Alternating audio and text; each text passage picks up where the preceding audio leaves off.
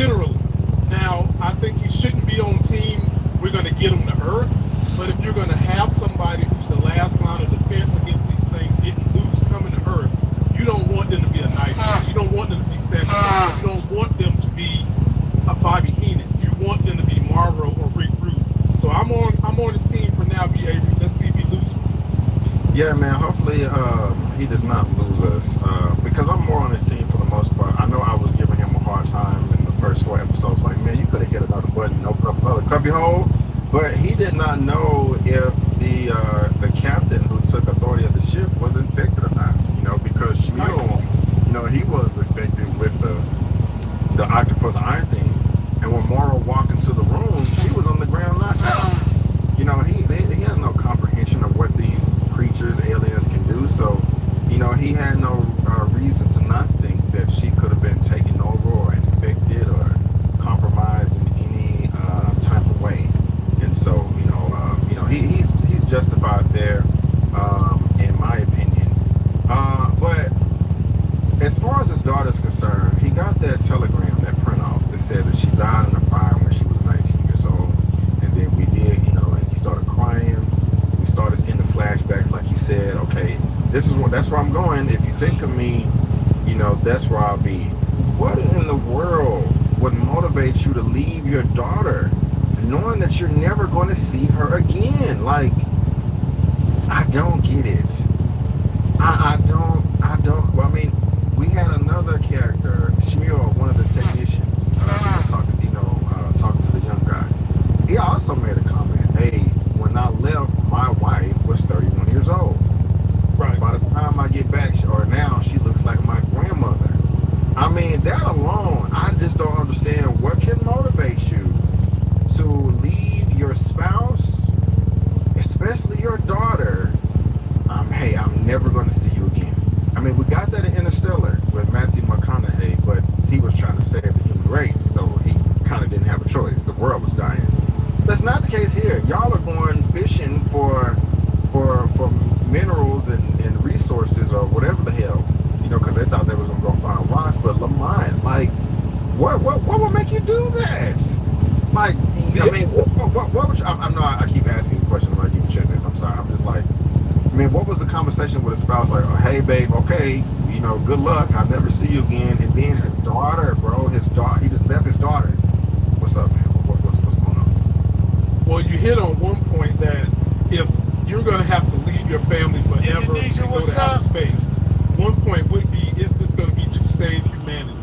It's not the case here. What's up? But another point where a lot of people take off and are on the road and don't get to see their family a lot, is to create a better life for their family, to create better quality of life for their family, which leaves a lasting legacy for the person that sacrifices themselves to make that better life for their family. So maybe on some level, his mission was going to help create a better life for the family through what he was going to get paid. And for all we know, there could be more backstory about what they was looking for and how these creatures that they find could either enhance or help the human race or take the human race leaps and bounds further in the future, which would ultimately help his daughter and his family. I thought about that, but that's still just not good enough for me. Because if you want to say, okay, this is going to help the human race leap, miles, leaps beyond in the future, okay, that's one thing. I don't think that's the case because Morrow doesn't seem stupid to me. He seems very wise. He seems like he's experienced in life. He seems like somebody, for the most part, that's not going to be taken advantage of. We saw how smart he was doing his investigation and how he, figured everything out. I'm pretty sure he read the contract up and down, but they're disposable to the people at Wayland. Okay, they only care about the cargo. We saw what the mother AI ship was saying. So I just don't think that he would sign up like, yes, this is a submission. I mean, they can try to sell the lie that the mission is for the best of humanity. I mean, that's probably what the kid thought, Malachi or whatever, that drunk the stuff. But Morrow doesn't seem like he's gonna fall for banana in a tailpipe. But as far as the only way I can see him doing it is so. Yeah, you hold down.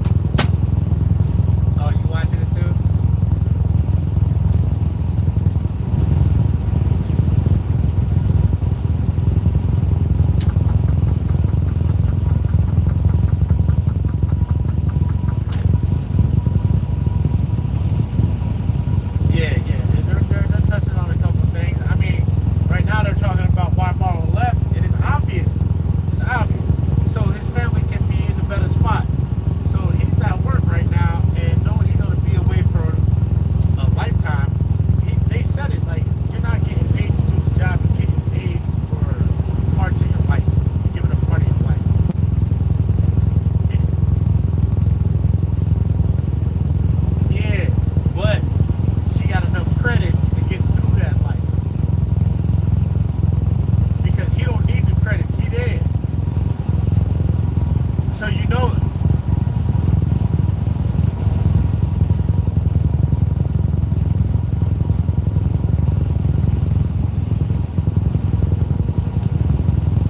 Yeah, because I feel the same way. I'm out here driving this fucking truck. You know, I could be taking way better care of my son if I was home. But damn it, I should be able to rely on his mother to do the same shit I would do for my boy. You know what I mean? While I go out here and get this bread so the family can be alright. That's the whole purpose of a man. Take care of your fucking family, go out there and get that money, and have somebody you can trust and rely on. Send that money home so they be alright. You sacrifice so they have a good life. That's the point. But we live in a different world.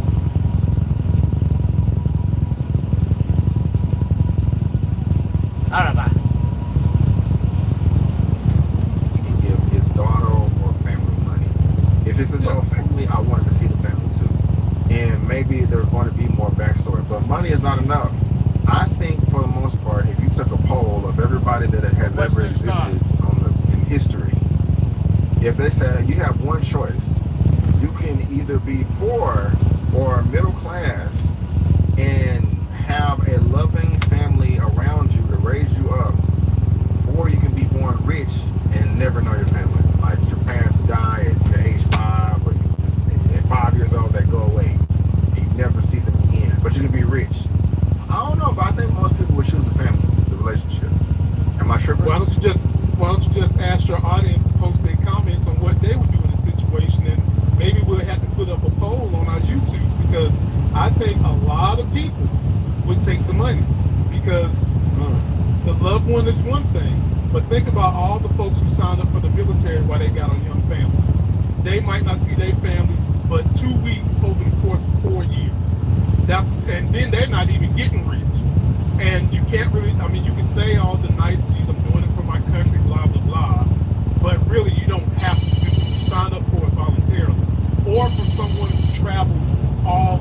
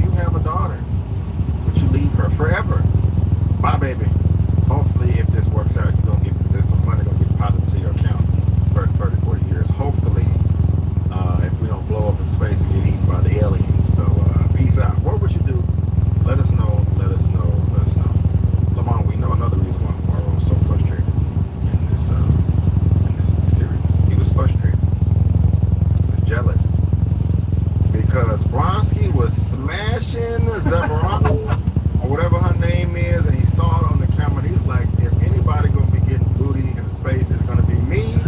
I'm just kidding, man. They was getting. Oh no, I'm not mad at her though. She was like, don't you ever get lonely up here? 65 years. Come on. I mean, and she a little baddie too, by the way. Yeah, she was. She is easy on the eyes. It is inevitable, Lamar. It is inevitable that two people were going to be getting it on in space, and yeah, they were having a good time, and they just weren't getting on, man. I think they were in love. I think that if everything worked out and they came back to Earth, they probably would want to have babies together. I don't know. Maybe I'm just being silly right now. But what are your thoughts there, sir? What are your thoughts about Bronski and what is her name? Zavni? I can't say her name right. Please forgive me. It starts with a Z. And also Morrow catching them on video cameras. I just call her Captain Z, or Z Me Mo is what I'm calling her. Because homeboy with Z and more of them hind parts and them booty cheeks, he was wearing her out and she was loving. Me, I've done a lot of thought into going into NASA with the kind of background I had. And one thing that you don't hear a whole lot about in NASA, because they don't want the kids to know, is somebody goes up. Well, let me put it this way. If y'all don't think that they're not testing what it's like to have sex in space, create kids in space, I'm going to just tell you, you're misguided. That is happening in space. They send a few people in space and tell them that their specific job, along with everything else they're going to be doing, is to satisfy certain things to see how these tests work in space. I'm not saying Dr. Z was that, but she had a romantic relationship with Buddy. And Morrow's frustration is because while you're supposed to be doing your job, shit was happening on this ship that was causing things to go left. And so if you wouldn't have been down there getting them booties spanked, you might would have been paying attention to who's zigzagging around here, letting out animals, going through corridors, going back doors, ways, doing things. You might could have had a hold over this ship.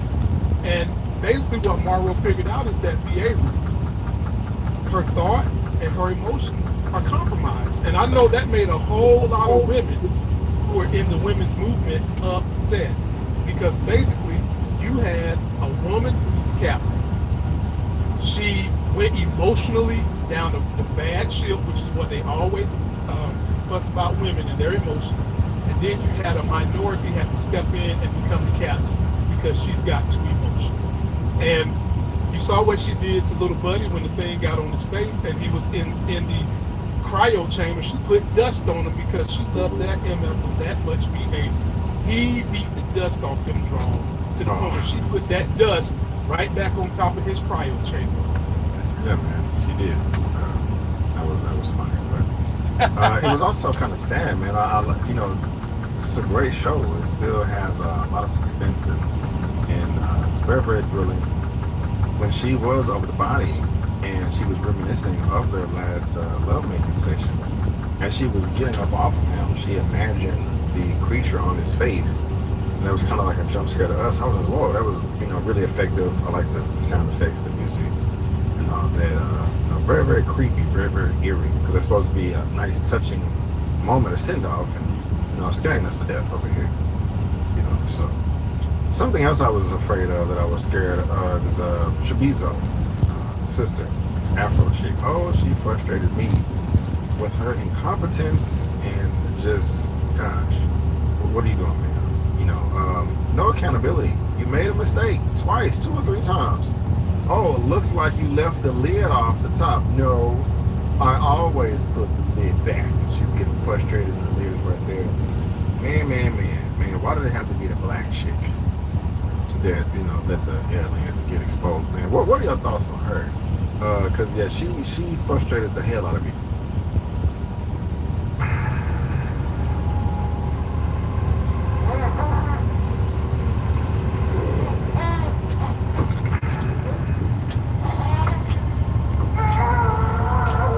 Frustrated the hell out of me. I just wanted to pick on her afro haircut and And maybe that was some of the reasons why she was making these boneheaded mistakes, but I digress. I don't really have much to say about her. She did her job. In part, you can't blame her for what happened when the creature was intelligent, whatever that was, his arm, his antennae, or whatever it was, to open the container. The story for me, behavior, is not her and her mistakes she made. The story for me is my second favorite entity on this show that I've been talking about from day one. Octo-Eye. And how intelligent he is, and how me and you talked about different things that they could explore in this story where you can have these species fighting each other. We saw it right here. And how I told you if any species was going to survive on Earth, it would be Octo-Eye. And he continues to, continues to prove that. Not only is she proving that behavior, but she was trying to help our black sister. And the black sister didn't even realize Octo-Eye was trying to help her. She thought Octo-Eye was, basically getting on her nerves, just staring at her for no apparent reason. And when Octo-Eye, the sister, saw that creature opening the container, getting out, it beat on that glass trying to save that sister left and right, and the sister didn't listen. So my second... No, are you serious? You didn't see all that? I saw that, but I thought the Octo-Eye was communicating with the other alien creature. I thought that the Octo-Eye was trying to distract the black lady while the alien creature was getting out and secreting demon babies and drinks. No, Octo-Eye was trying to help. Then, when she put Octo-Eye on the wall, it was still trying to help. Octo-Eye ain't got no allegiance to these other creatures. Octo-Eye hate these mother. You saw how Octo-Eye jumped on the alien, okay? Octo-Eye does not have any allegiance to any of these other creatures. It also jumped on the other guy too, the tech, and took his body over. And he with your police on. If the Octo-Eye was intelligent, he should know that. Wasn't that tech already knocked out? No. Yeah. I don't think so. I'm talking about the male. I'm talking about that old guy. We didn't see the takeover. We just Captain Z just walked in there and he was just sitting there still. Yeah, he had aliens, but I don't know, man. Y'all, what y'all think? Y'all think that I was trying to protect the black chick or trying to protect the other alien bug? No, and the Octo-Eye, ladies and gentlemen, is a female. They mentioned that, and I think that female was trying to help another female. She got a thing. The Octo-Eye had a thing for the black sister, trying to help the sister. The Octo-Eye from light years away know the plight that black folks go through on Earth, and we're trying to save that sister. So yeah, we must protect the Octo-Eye at all costs. Protect the Octo-Eye at all costs. I don't know about that one. I could be wrong. I could be incorrect. Y'all, I don't think I am, but I could be. If I am, let me know in the comment section below. One thing that did frustrate me though was this scene right here. God, dog. If I was Mama, I would have pulled out that shank and went over there like, "You're no good. Shut the F up." All that crap that he talking. I just told you that the captain is dead and that the aliens are loose. One of those scenarios is enough for you to shut your mouth, be quiet, and listen to what we have to say. But you want to be over there, look, a meal, and if the meal shows up, you better eat, blah, blah, blah, blah, blah. That's why your ass ended up dead. Oh my God, man, I didn't. Even when I call and talk to y'all,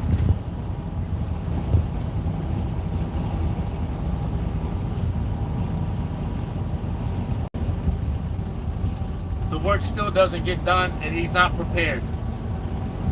It's the first fucking week of school.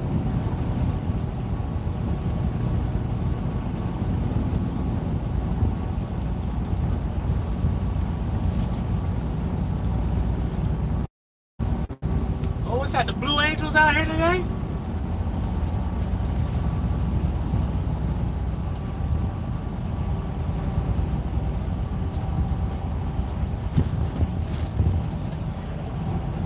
Oh, they running formation today. Go ahead, I like that shit. Precision flying.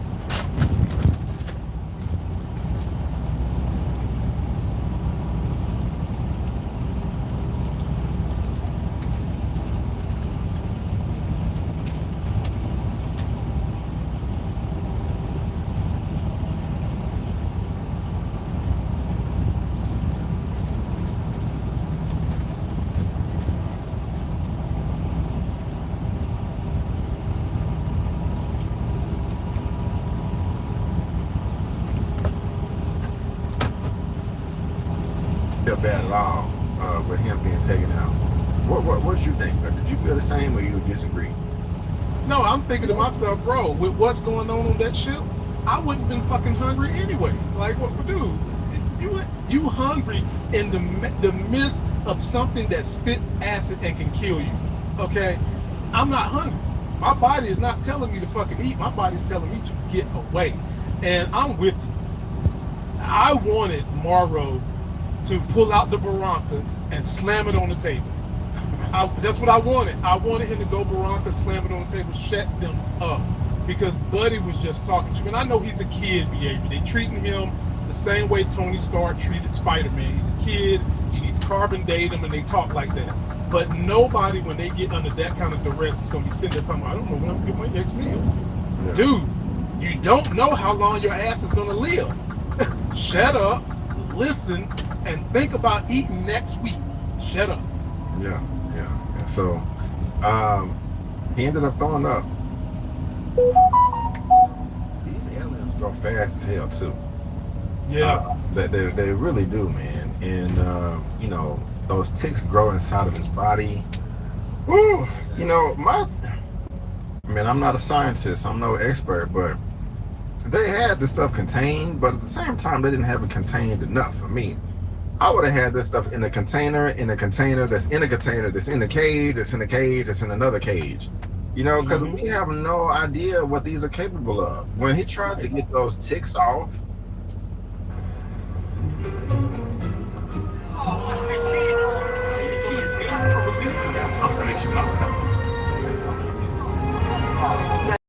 tastes like family since forever. Get a free adjustable base with select mattress purchase at Ashley's Labor Day sale going on now. Plus, you can snooze now and pay later with no interest until 2030 when you buy a door. Shop more Labor Day mattress deals in store and online, only at Ashley.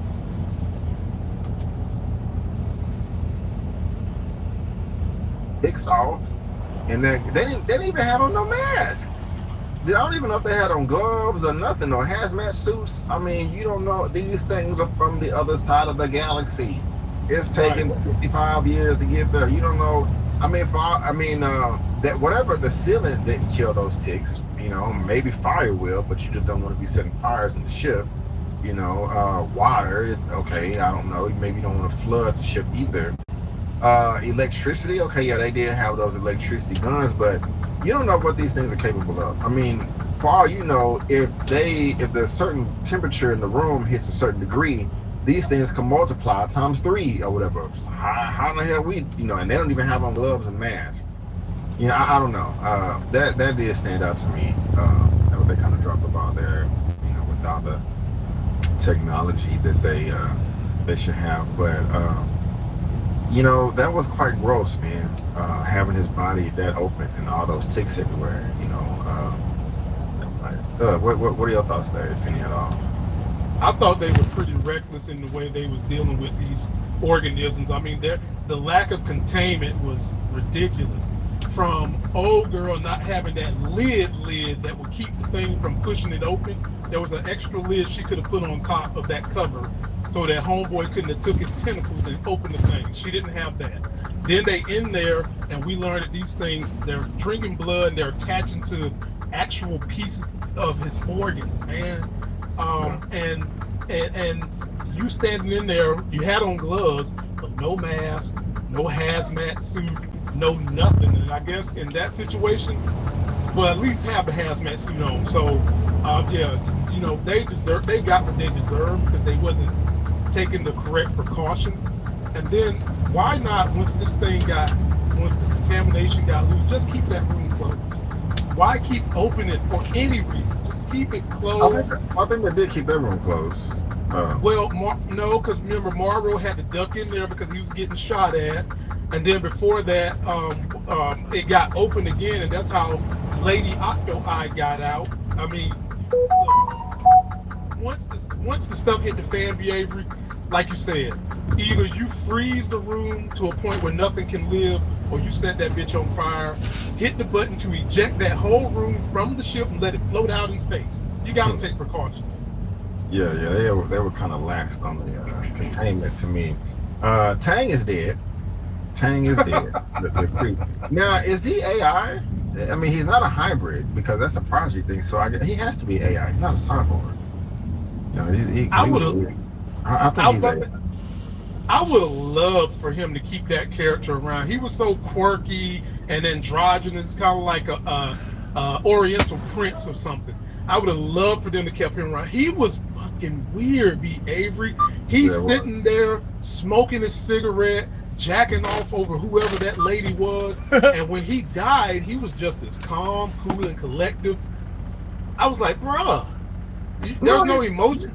He screamed when the alien was up there. I'm talking about the Asian guy when he was sitting. Yeah, that's what he was. But when he looked up, he was still too calm for me. That like the minute I seen that, I would have jumped out that chair. It would have been more than screaming, B. Avery. Think about how brothers would have reacted when we seen the alien. We would not have just been sitting in the chair.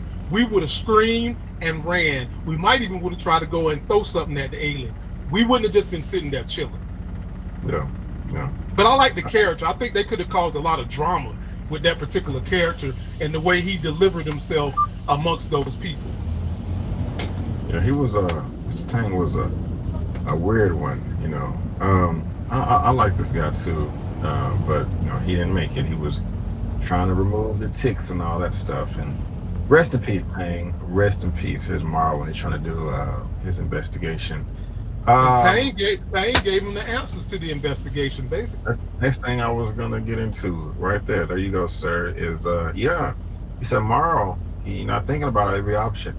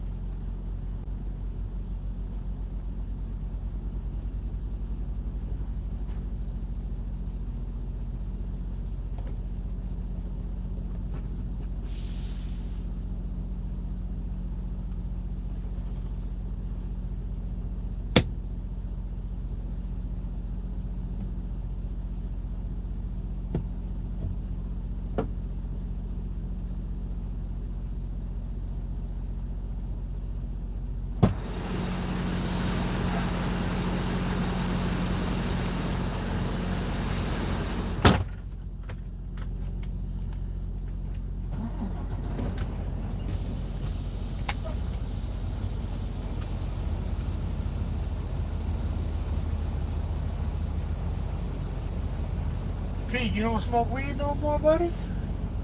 What happened? You grew up? Got a job? We all gotta do it one time. Sometime or another. I get it, buddy. I get it. Temperature was 70. Wind was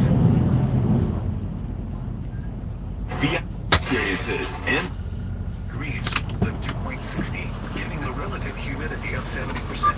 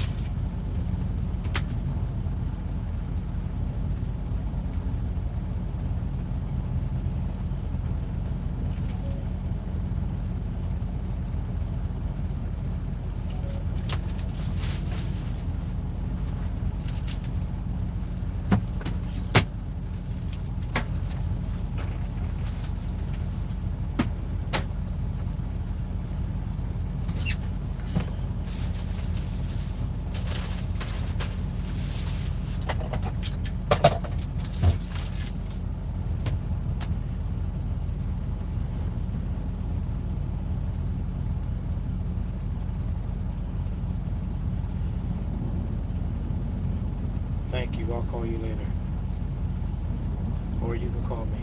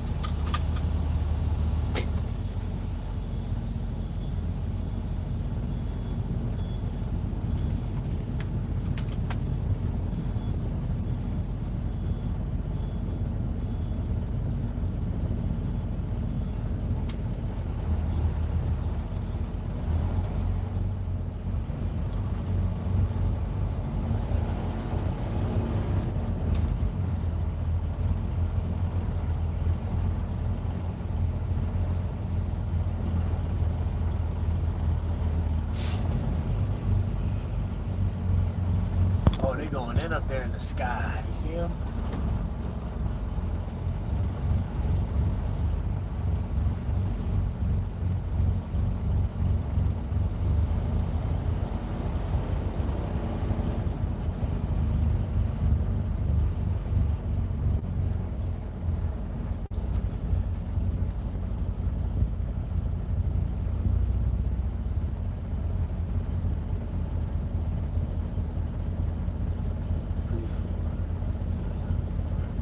Best.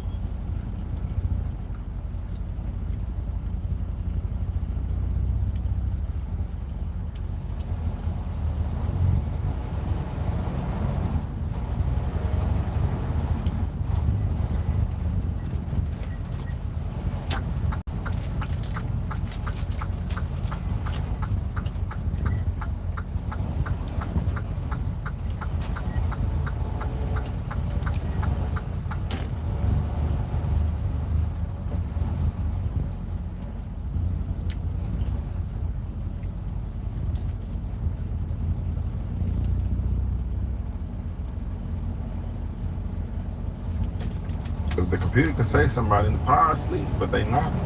And they found out the saboteur. I don't know his name. I think it was Petrovich or something like that. Dude, and turned the ship, from a navigation device to a missile to an arrow. Done blew. I mean, look, I'm not a ship technician or whatever, but I'm thinking, I guess you did do it the best way to make sure that you survive too. But man, that is a hell of a risk. He knew what he was doing to cause all that chaos and mayhem. Look, there's some Blue Angels up there flying. Poor buddy around. that got shot in the head when they was doing the shoot 'em up scene. What you think about all that in that revelation? The most important thing for me was we know it can be associated with Boy Blunder. I'm not going to call his ass Boy Wonder no more. Boy Blunder from was Prophecy. We know that deep down on the inside, he's not a good dude. And he basically was working with this guy. Me and B.A. recalled it from day one. We knew somebody amongst this crew was a saboteur. We knew it. we knew it. We just thought it was Morrow. And we come to find out it is Drazen Petrovic, done left the NBA, and now is up here contaminating ships, trying to get paid from the boy Blunder, and Salad Michaels. Get up to 50% off trending decor, lighting, and more. Set your table with classic fall vibes and give your porch a cozy refresh for less. Shop in store and online today. So, what's the deal with it? It's a long story, but it's got everything. Action, Mystery. romance. Here it comes. International espionage. It's like A surprise wedding. lots of fighting. Huge adventure. That's unconventional. Definitely.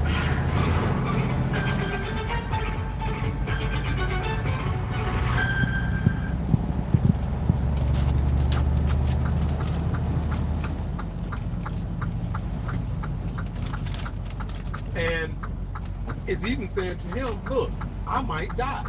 And boy Blunder said, well, that's your problem, basically. I mean, you get down here with this stuff, you get your money. And so the best thing for me was I love the way Morrow took his ass out, straight Barranca, finished him for the win. Yeah, that was quite nice. I wouldn't expect him to shoot out of space either. You know, and the tension was high, man. You had you had the ticks going around. You had the longer alien things going around. You had octopi. You had a saboteur and an alien that's growing up eating people as well, like Tank. So you had 4 or 5 different threats all going around at the same time, man. That is chaos for your ass right there. I don't also blame Morrow for not wanting to wake up the rest of the crew.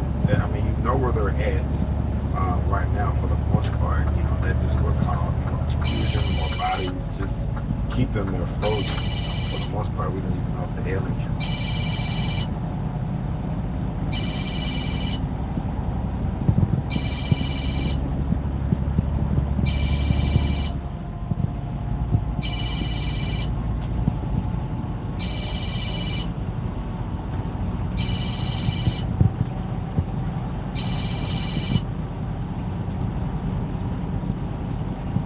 Hello? Hi, sir. How are you today?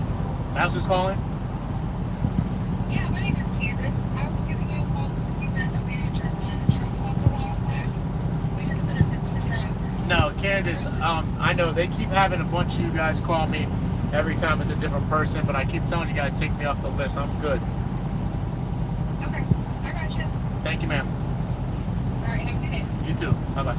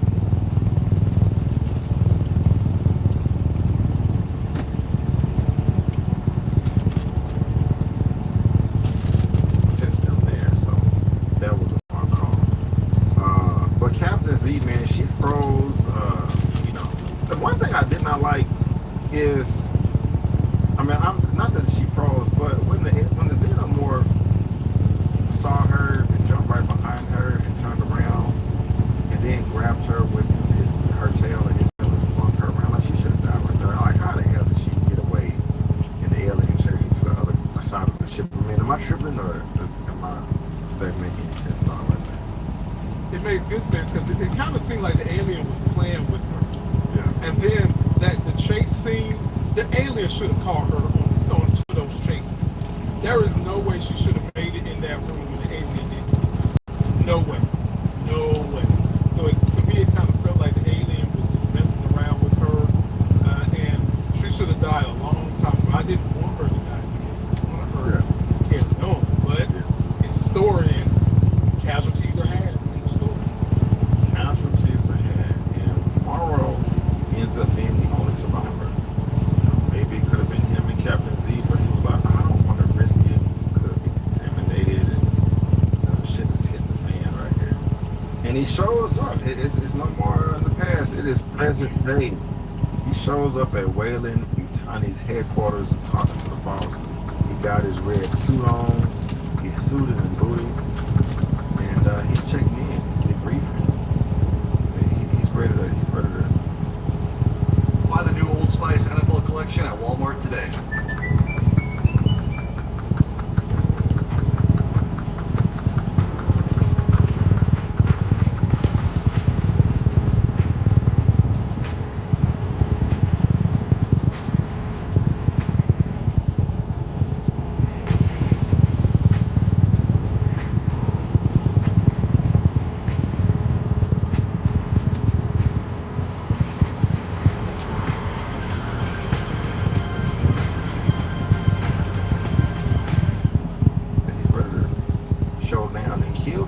And it makes more sense too, because in the first episode, when they landed, he was like, "Where's the woman called Cavalier?"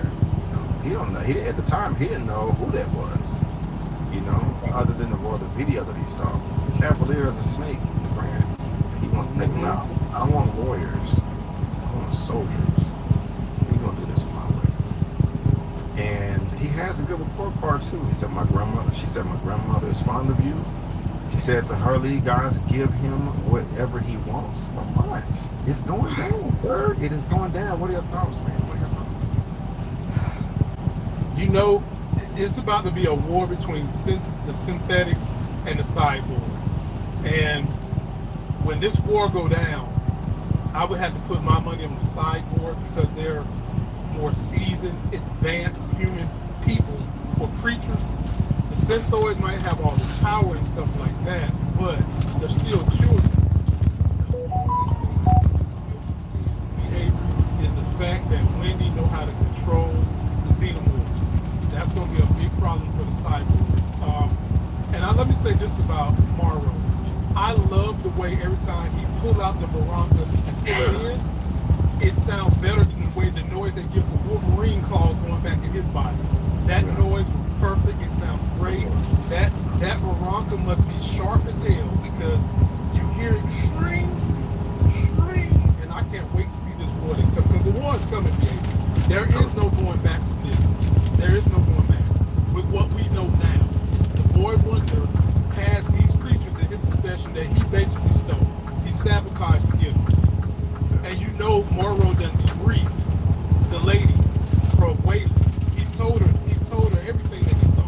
And so I think that she's going to be about peace. Like, she don't want it to come into a fight or a war. But Morrow, he about that action. Yeah, definitely. And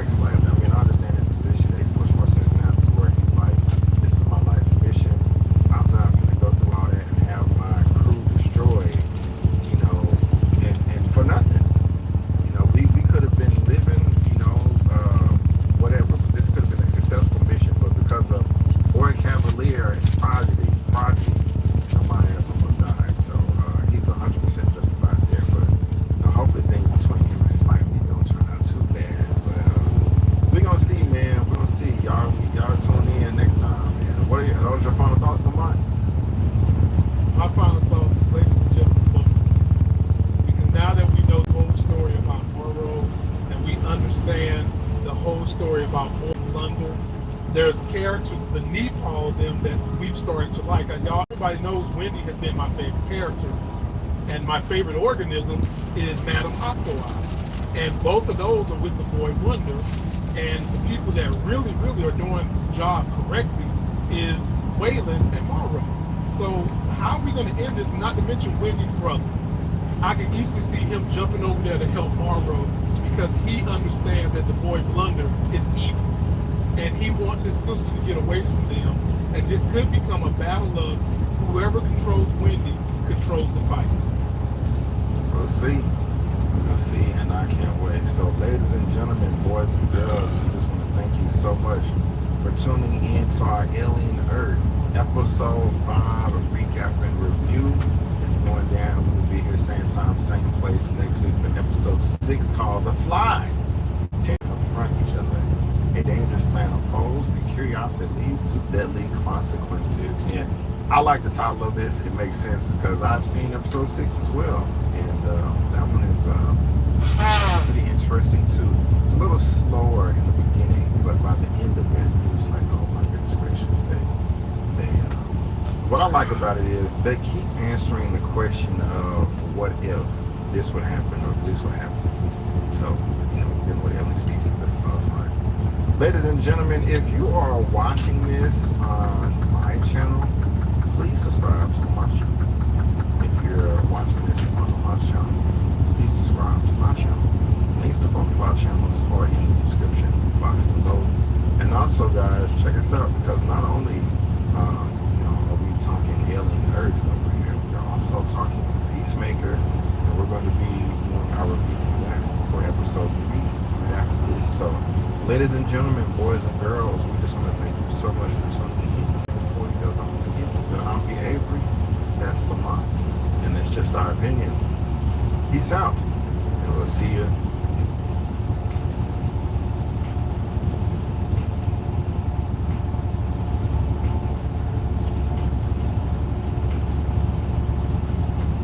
This does not stop.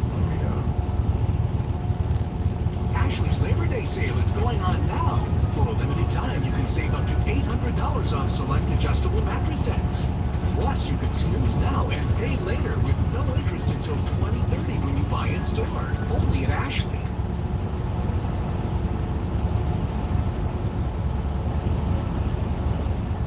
Start building your crypto portfolio today. Moon pays your ticket to lightning fast transactions with some of the friendliest fees around. Get started with as little as $20. Using your credit card, Apple Pay, PayPal, or Venmo, or whatever payment method works best for you. And pick from over 50 assets. Buy crypto today with MoonPay.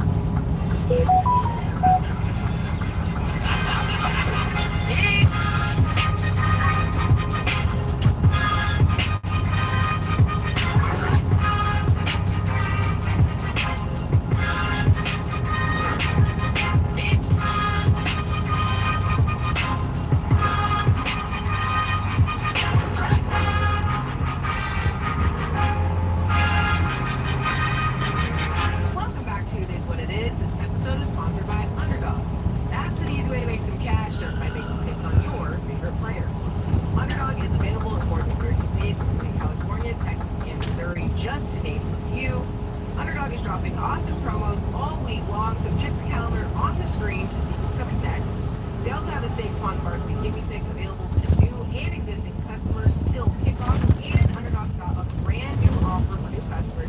Play just $5 and get $50 in bonus funds when you sign up with code It Is What It Is. I'm Treasure Wilson, aka Stat Baby, along with your hosts, Mace and Ian.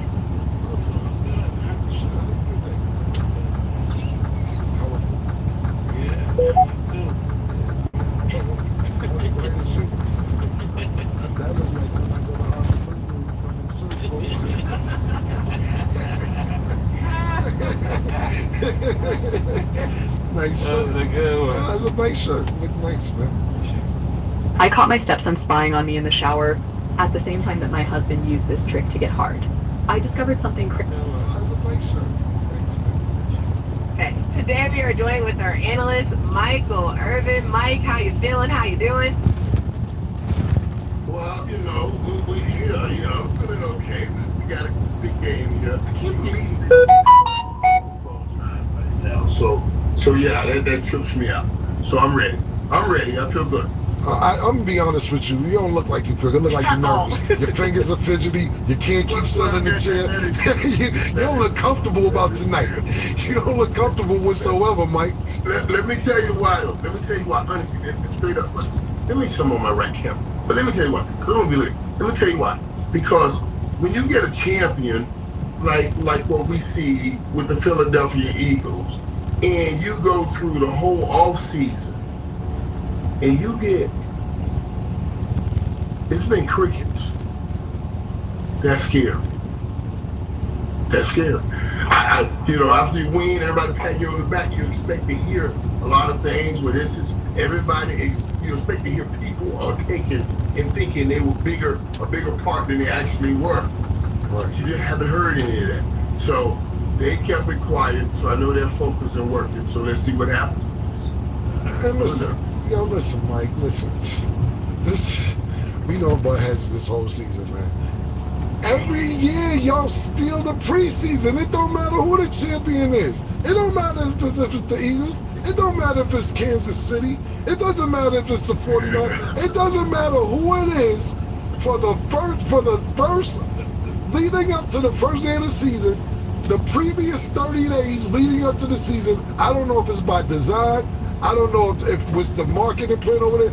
Some type of way the Dallas Cowboys see to always steal the first 30 days leading up to the opening night. I don't know how they do it. Every year it's a contract dispute. Somebody's mad. Somebody's leaving. What the Cowboys gonna do this year? It's a media machine over there. You talk about they've been quiet. Every champion been quiet. Don't get me wrong now. You gonna make noise when you're in Kansas City. That's not true. I see that. No. All the way back to my whole team. Every champion been quiet since y'all did it 30 years ago. Don't even try that. I already see the road you driving that car down. Stop everybody down. Everybody down. You go down. Right now. No, listen, for real. But the only reason people always talk about the Cowboys is because they bring everybody into the party and everybody looking and everybody interested. So that's why you're talking about the Cowboys, and the Eagles are who they are playing. But remember this, everything you're hearing about the Cowboys, people were saying about Miami when it's Notre Dame. They both run the ball well. You know, and everybody questioned their quarterbacks. Oh, what has Miami got on defense? They lost a lot on defense. Same exact thing. I think sometimes God talks to me.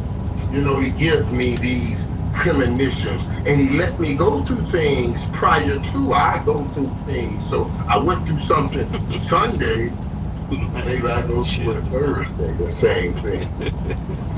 Mike, you gotta chill, Mike. You gotta chill. You can't play God in I'm looking up right now. Who is the Dallas Cowboys publicist? Because they pull this off every year. Yeah. This is what Killer was saying. Yeah, exactly. So we're looking at Ted Carper right here.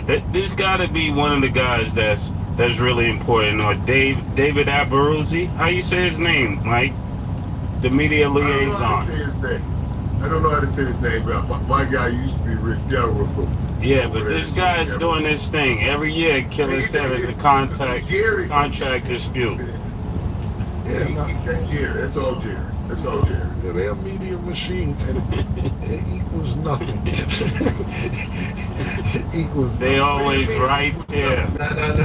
No, they're not, Mason. They're not always right there. They're never right there. I mean, in their minds, they're always Yeah, in their minds, with one game away. Let me tell you something. I sent this to Mike. I text this to Mike. It is a nigga, I don't know what this is, Dallas Cowboy Fan Day or Media Day, whatever, but they're asking fans. Somebody with a microphone went up to one of the Cowboy fans and made a name up. He said, yo, y'all got Trey Richards this year. They said, yo, you got Trey Richards this year. What's your thing? The fans said, oh, we got him. We gonna kill now that we got him. He said, now that we got Trey. He said, because he's been in the league about 3-4 years. They delusional. Yeah. They delusional. I said that shit to Mike. I said, look at this shit. Yeah, shout out to Tag Carver. Every day is media day at the Cowboys Stadium. Fam, this nigga murdered this thing. I hope you understand it. The nigga made up, and that's like coming up to you and I'll be like, what do you think about Ted Ruski? I got him. He said, oh, we got Ted, man. He been doing his thing the last 3 years. This is a made-up person.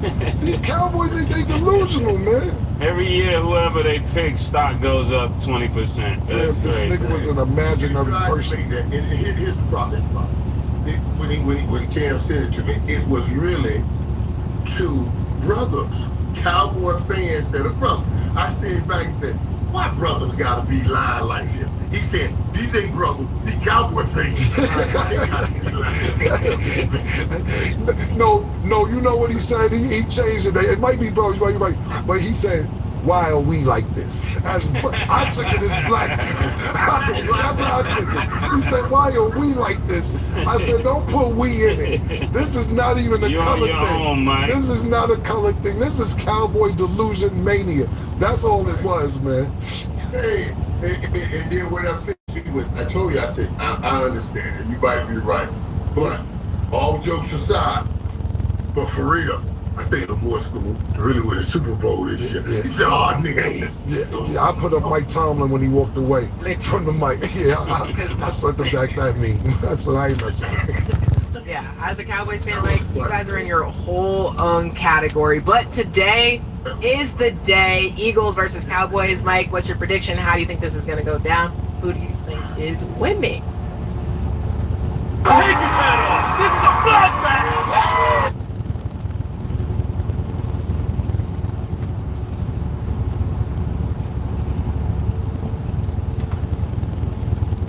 What's up, my guy? All right, well, I need you to get your homework done. The last 2 days, you haven't done no homework.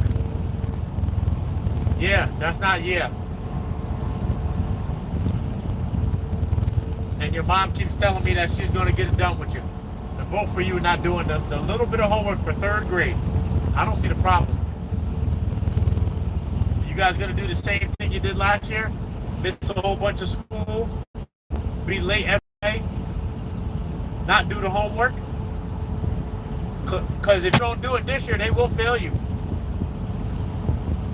Velvet, do you hear that? Do you want truancy at your door again? This ain't but the 2nd week of school.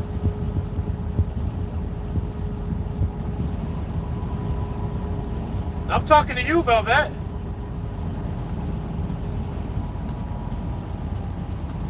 Why isn't his homework done?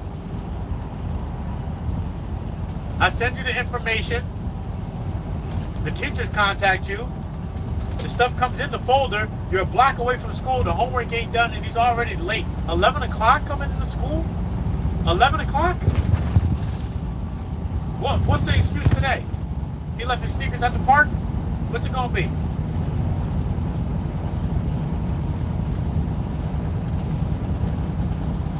Velvet, why are you quiet? What you feel like? You don't gotta say nothing?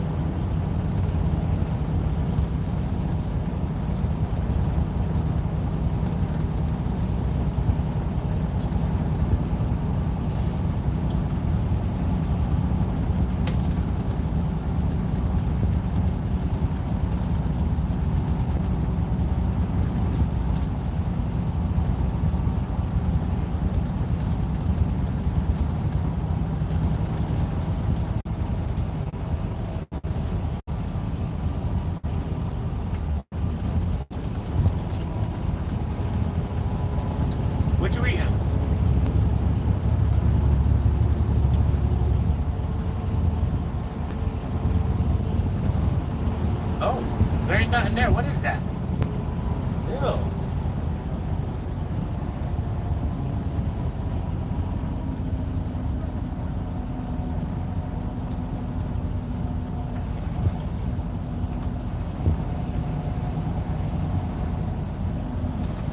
You know you got 2 days worth of homework to do, and tonight's homework. And you have to study for your spelling test.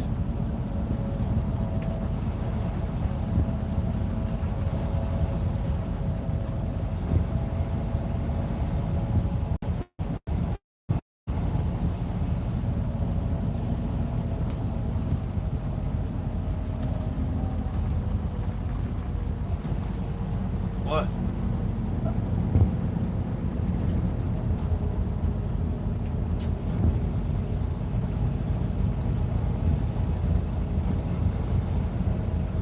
I thought your mom ran the household over there. It sounds like you're doing whatever you want to do. Or your mom's not making you do your work, or not sitting down with you to get it done. That's what it sounds like to me. Is your mom's not helping you?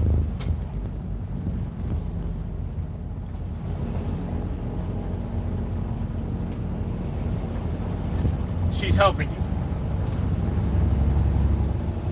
The work's not done, so she's not helping you.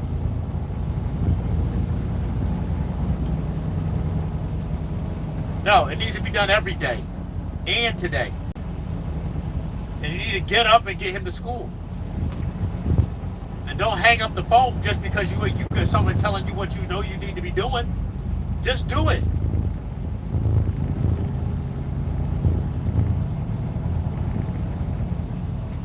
Live 1 block away from the damn school. Every year you're gonna go through the same thing? You ain't responding to the text, are you? So what's the point of talking to you? Because it's like talking to a brick wall. I don't want you to say, I want you to do what you're supposed to do.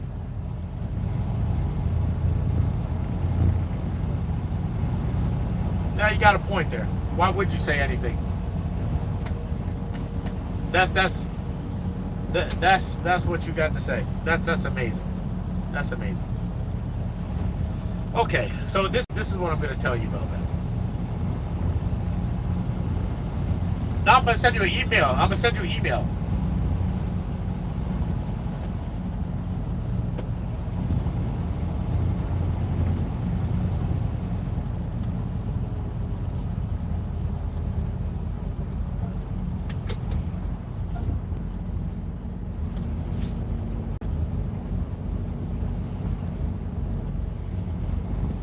Every conversation is recorded.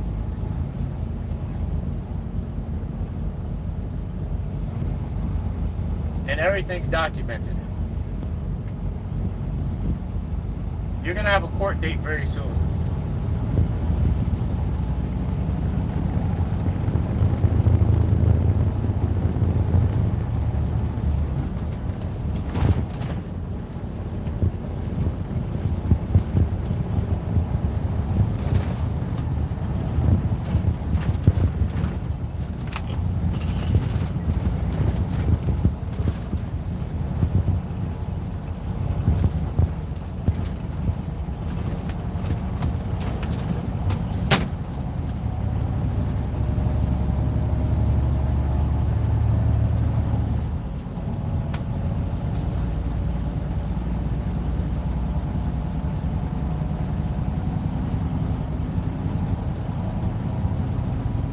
Be conversating with a child anymore, meaning you,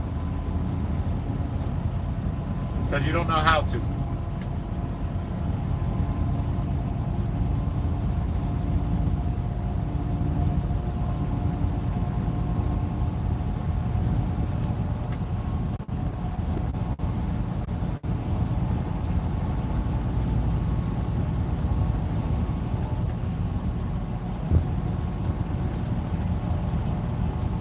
You're going to have a failure for compliance hearing.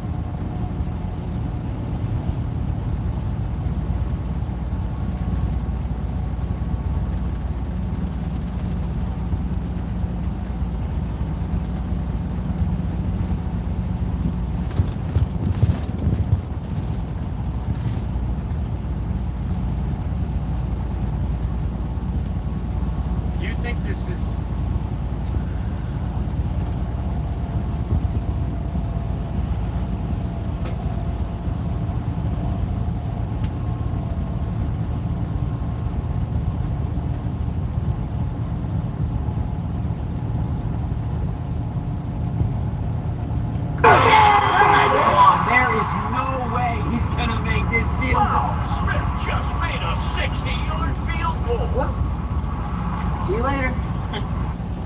Is the day Eagles versus Cowboys, Mike? What's your prediction? How do you think this is going to go down? Who is winning? You can't even talk. He can't even get his line together. Look at him.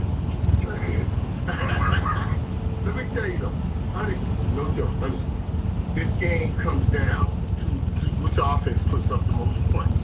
And always, Dallas, when Dak Prescott is playing quarterback against the Philadelphia Eagles, Dak has an outstanding record. I think it's 4-1 at the time he played the Eagles. So I'm looking at really this game being between Dak and Jalen Hurts. Jalen Hurts to have a run game.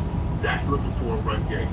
If I see George Pickens, and I'm being real direct, and Ferguson having a great game, Dallas Cowboys winning this game. That's what's got to happen. They got to have a great game to try to take out CeeDee Lamb. And I believe that the Cowboys keep this thing by. George Pickens comes on the scene and sees what it's like now to have that strong helmet. And all he needs to do is make 2 or 3 of those plays up the field that most people call 50-50 ball. But now, with him on the team, they're really 88-12. You know what I'm saying? The percentage is 88-12. George Pickens. I'm saying the Cowboys will sweep this out. Just to give you your stat real quick before Mace goes, Mike. So Dak does have a 9-4 record against the Eagles. Just so everybody's watching. Say that? Yeah. So Dak has a 9-4 record versus the Eagles. 6-1 record at home for the Cowboys. Okay. So that's what you say. That's why. Hey, that's why they call you Stat. Finesse and that is this, Mike. You've been hanging out in Harlem a lot, Mike. Well, I'm gonna get straight to it for the football people that don't really watch football. The game will be about 30 something, about 20 or 15, somewhere like that. I see Philadelphia Eagles really winning this game pretty easy. I mean, before all this record, they didn't have Saquon. Saquon is the difference in this team. And I just don't see them being able to beat them at all. I don't even see the game close. This isn't just a wallet, it's a rare find. There's something different about owning something almost nobody else has. That's why when Ridge dropped... And I just don't see them being able to beat them at all. I don't even see the game close. Philadelphia. Hate to be a right, but I'm wrong with the Dallas Cowboys. Oh! Yeah. I am going. Y'all passing that blunt around.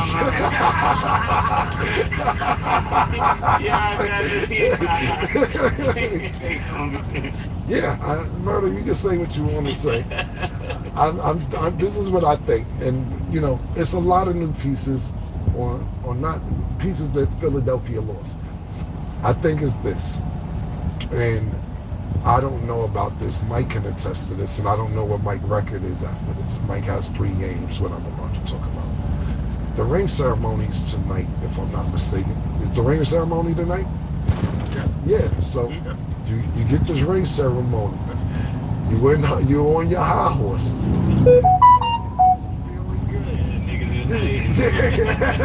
You feeling good.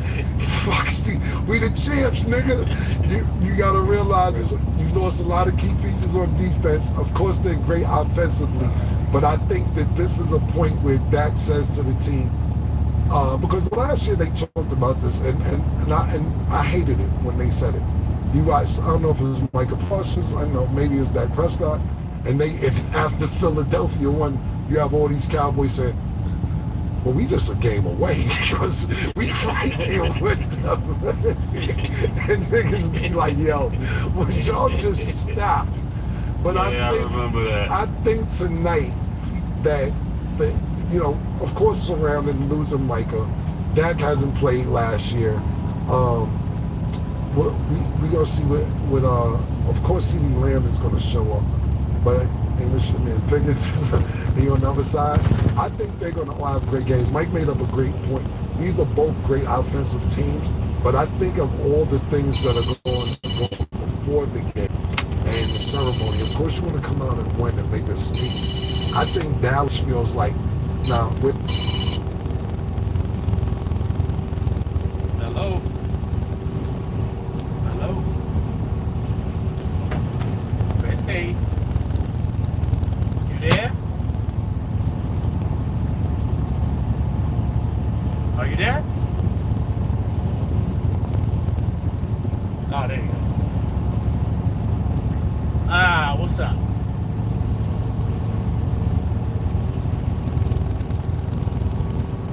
No, they brought up some good points.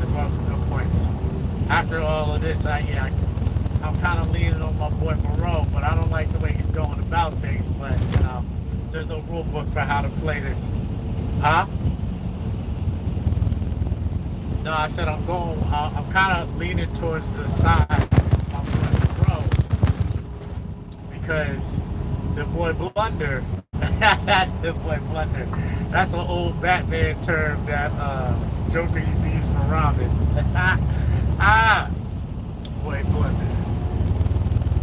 And yeah, so he's the sabotage, he's the saboteur for the whole thing. So he knew what was up. He knew all about all this stuff, and all the androids and all his people at home are none the wiser, except for maybe his consigliere, the lawyer that he keep with him. He probably do.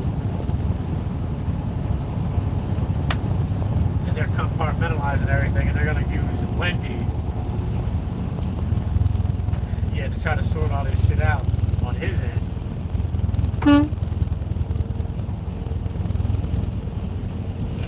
But I don't know. I don't know if I'm rooting for Morrow or I just don't like the way he's moving. That's what I'm saying. Like I don't like the way he's moving, but how else is he gonna move in the situation? He from the gutter. That's what they said. They said he's from the gutter. Then you see no one as mean as this thing. The old lady that died before he left, and the daughter's grown now, taking over the joint, and she trusts him. Yeah. Or the granddaughter is running it. And he used a bunch of manipulative, influenceable minds to put into these androids.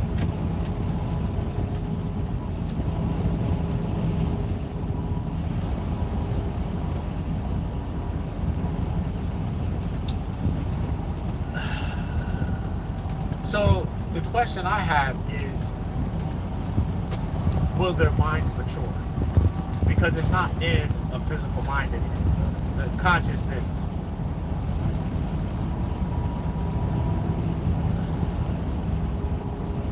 Exactly. So I'm thinking like it's almost like they're like handicapped. No matter how old their body gets, they stay a child. They stay that age. Yeah. So they're prone to outbursts already in bad behavior.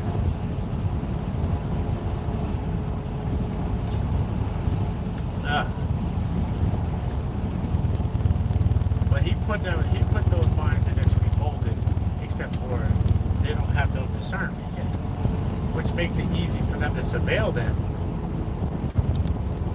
like what old boy was doing. Found out he'd been talking to Morrow this whole time. But I wonder what old Boutique is gonna do. You know, white hair dude. What's his name? You know his name. Makes you happy to watch his movie. Yeah, that's why I call this nigga old Boutique. But what's his? He definitely up to something like old boy from Prometheus. Yeah, that nigga's a whole free thinker. He can't leave him to his own devices. You see the way he look at him every time the young boy say something slick to him. He be looking at him. Okay. All right. Yeah, you think you smart because you came up with some shit once and it spun into this. Okay. You got a lot of smart people working for you. That's what happened. He's like, yeah, I want someone to talk to other than the android who's smarter than me.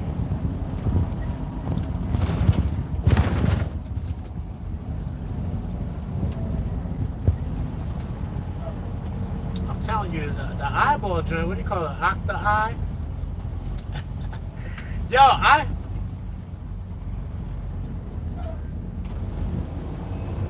So, I really do think she was trying to warn the black lady. The eyeball. Like, yo, yo, yo! Don't you see that nigga crawling out of there? And he pissed in your cup. Like, yo, what you doing? Like, oh my God. And I'm wondering, like, yo, how did those parasites eat him up before it ate her up? She was sipping that shit down. I gotta watch it again, yo, because I swear to God she done put that shit to her mouth like 5 times.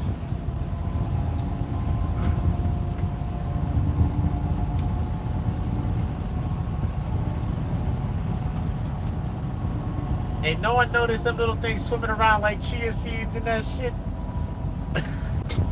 That was oh man, that's such a good show though.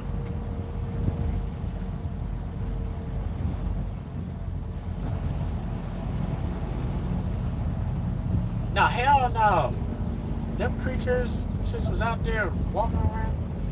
And old boy said, oh no, I thought she was the parasite was trying to talk to the other tick. And I'm like, them things ain't intelligent. The ticks aren't intelligent.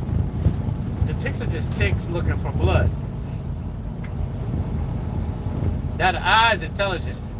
That eye, listen, I need a couple of these eyes to get loose and see what happens.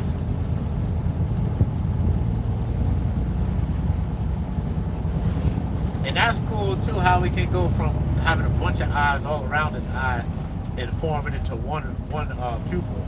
That was dope. I was like, oh, the eyeballs switching up on them.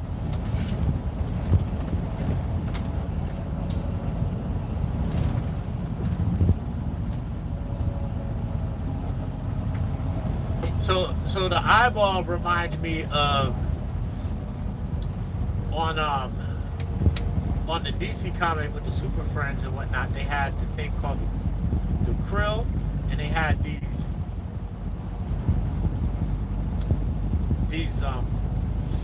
like starfish looking things that come to your eye. You remember on the Suicide Squad? Yeah, so it like I think it's something like that, but since there's only one, maybe they can't do hive mind, or that's what that reminds me of. But instead of latching to their face, you know, they replace your eye. But you can, yeah, that's not that. Listen, that's a cool one, but it's also a weird one because you ain't gonna blend in too good when you see that thing in your eye. Like, yo, there's something wrong with your eye. Like, this something ain't quite right, and it's not even not quite right. There's something extremely wrong with that right eye, that left eye. And why did it always jump on the left side? You notice that? Yep, and then the cat, the goat.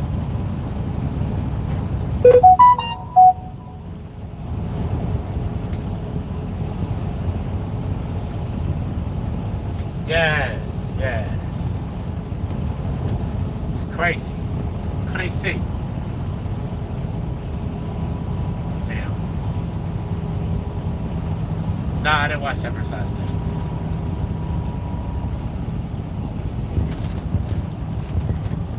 No, I did the drive and then I stopped at the bed. So I could be up and deliver this morning again.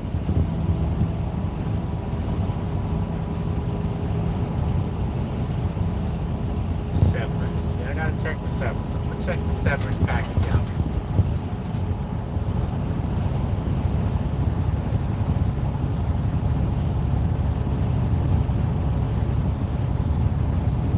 Yeah, I heard about severance. And I heard it was really good.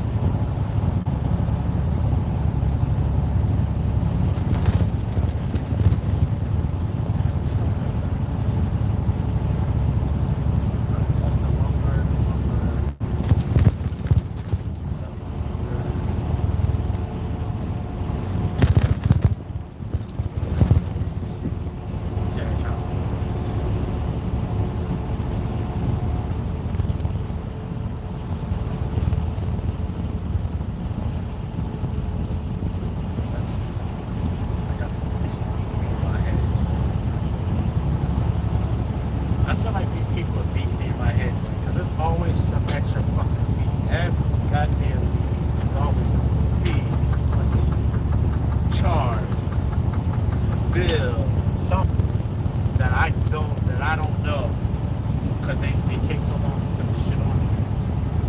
And I gotta try to keep up with it. Holy shit. It's frustrating sometimes.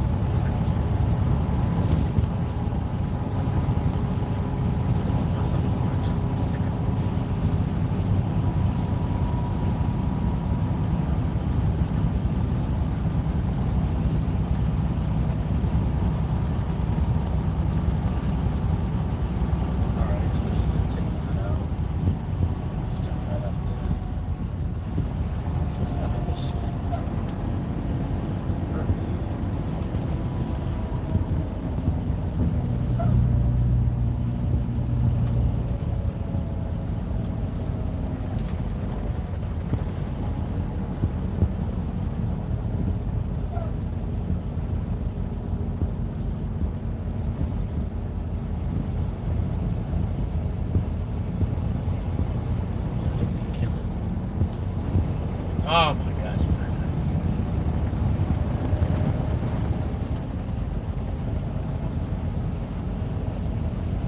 So much work to do.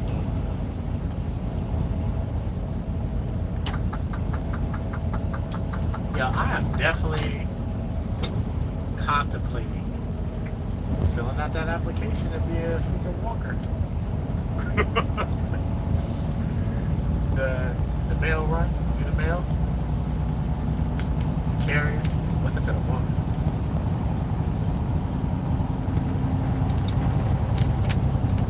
I need it. I'll get my 10,000 steps every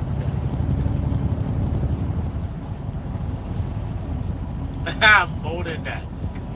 20,000 steps. I'll be in shape.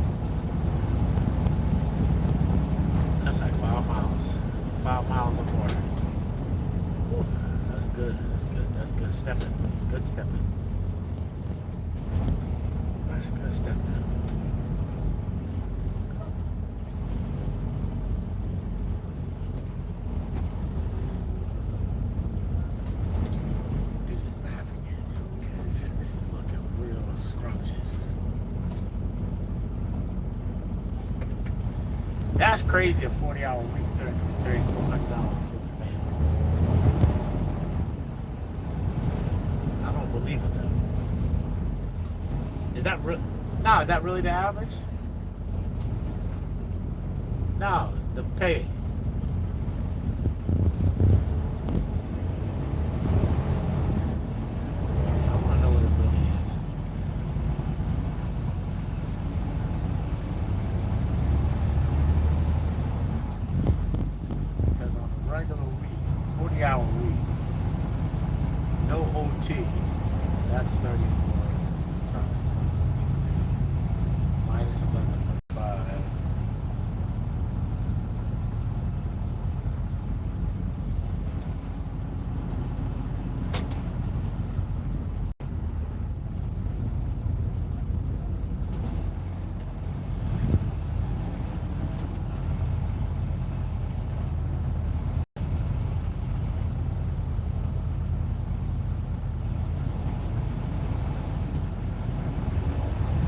So that's right around $2,000 home a week.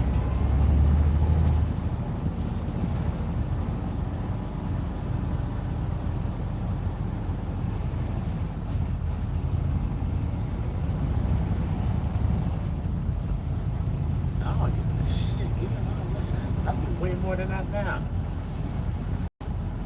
And this $2,000 is like my base. That's what my base is supposed to be. 2,500. And on good weeks, it should be around between 5 to 9 on a good week. After, that's before taxes though.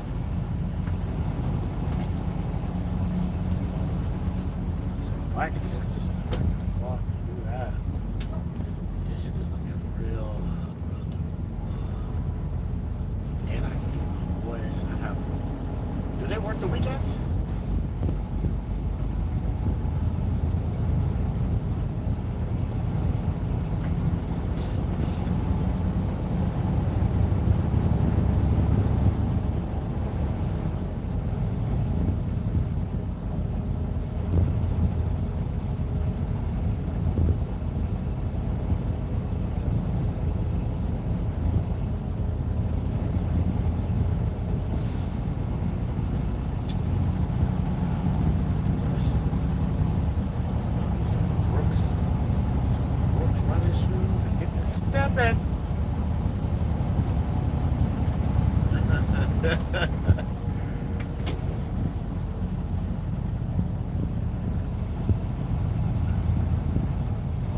Postal footwear?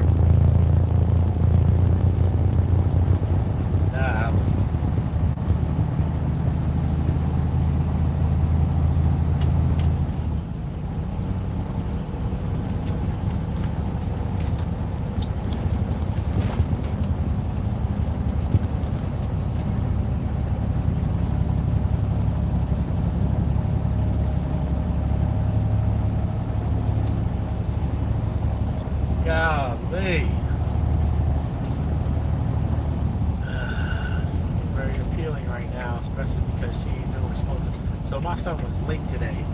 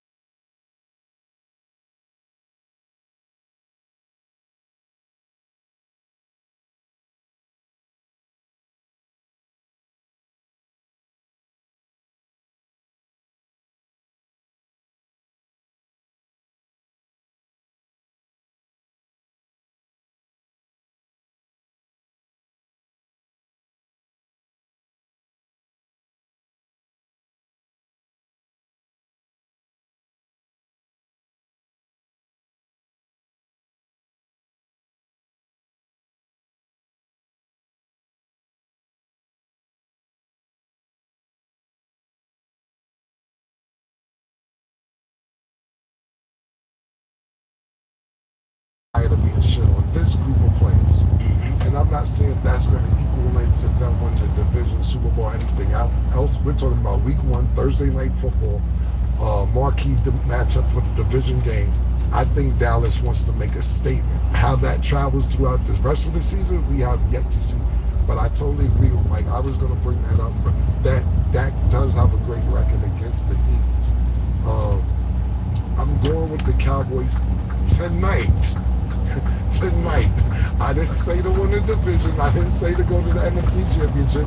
So tonight, the Dallas Cowboys will win this game. Now let me ask you. I know that was hard. I know that was hard. Pause. Hey, yo, pause, man. I know that was difficult.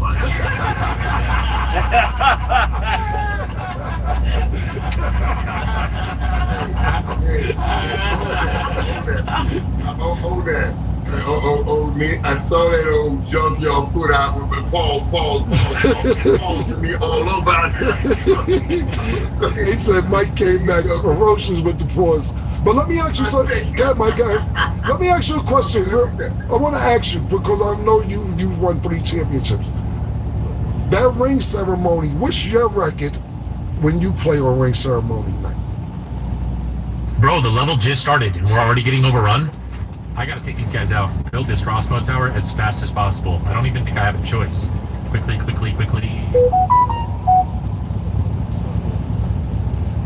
The only time I ever lost my opener was when we did not have any.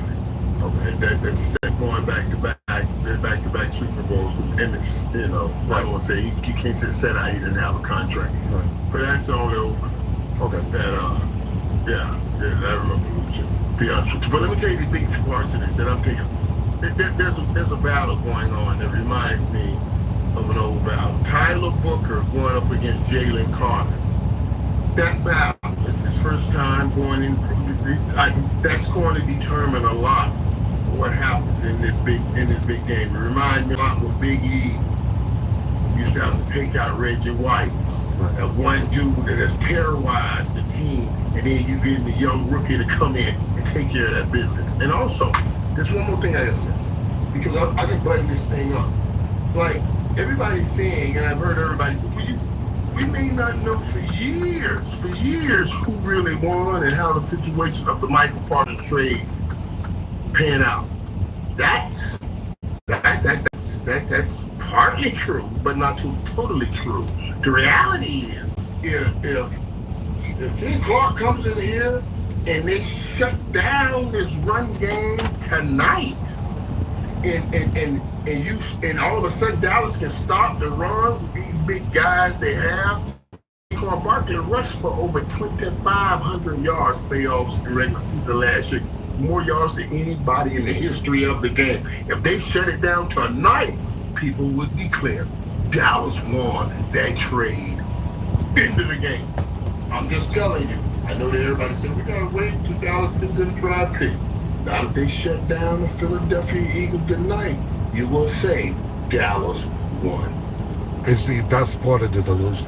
Yeah. Because you have a good game and Saquon Barkley doesn't have a good game, and you won the trade like it's not 17 other games, 16 other games left in the season. This is the part of the delusion, and Dallas are going to go off and sit there and say, we beat the champs. Saquon Barkley didn't even get 100 yards rushing, and yada yada yada. And then next week you'll play somebody named Joe Schmo and have 394 yards rushing on y'all because y'all are focused on one thing. We cannot base that off one game, Mike. I said they're gonna win tonight, and now they won the trade because if that scenario happens, they won the trade. They shut down. All of us are doing is reaching up and trying to grab the top. You're talking about the top. There is no top. That's why I told you 2,500 over 2,500 yards. If you're gonna reach up and grab the top, don't tell me about all these numbers down here. Why grab the top? That's what I'm trying to tell you. The Philadelphia Eagles are the top. So you get an opportunity to step on all of these jokers' toes. Mike, so y'all will be the champs then, basically, if you can reach the top. Get out there and beat up. Because why? Everybody's going to try to imitate what you're doing because you be the best. Let me tell you something. I said I said cancel. I said that those two guys, it was pretty funny actually. They were pretending to be you two, right? Yeah. It's what it ain't. Yeah. It's what it ain't. Yeah, they funny. But the imitation is the greatest form of flattery. But they can never ever be you because they don't have that deep down thing that y'all had that's going through forever. They just want the glory. They haven't walked a real story.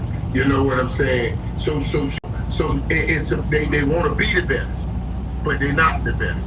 But in this game of football, you beat the best. People look at you and say, "Oh, you're the best." This is prison-like rule.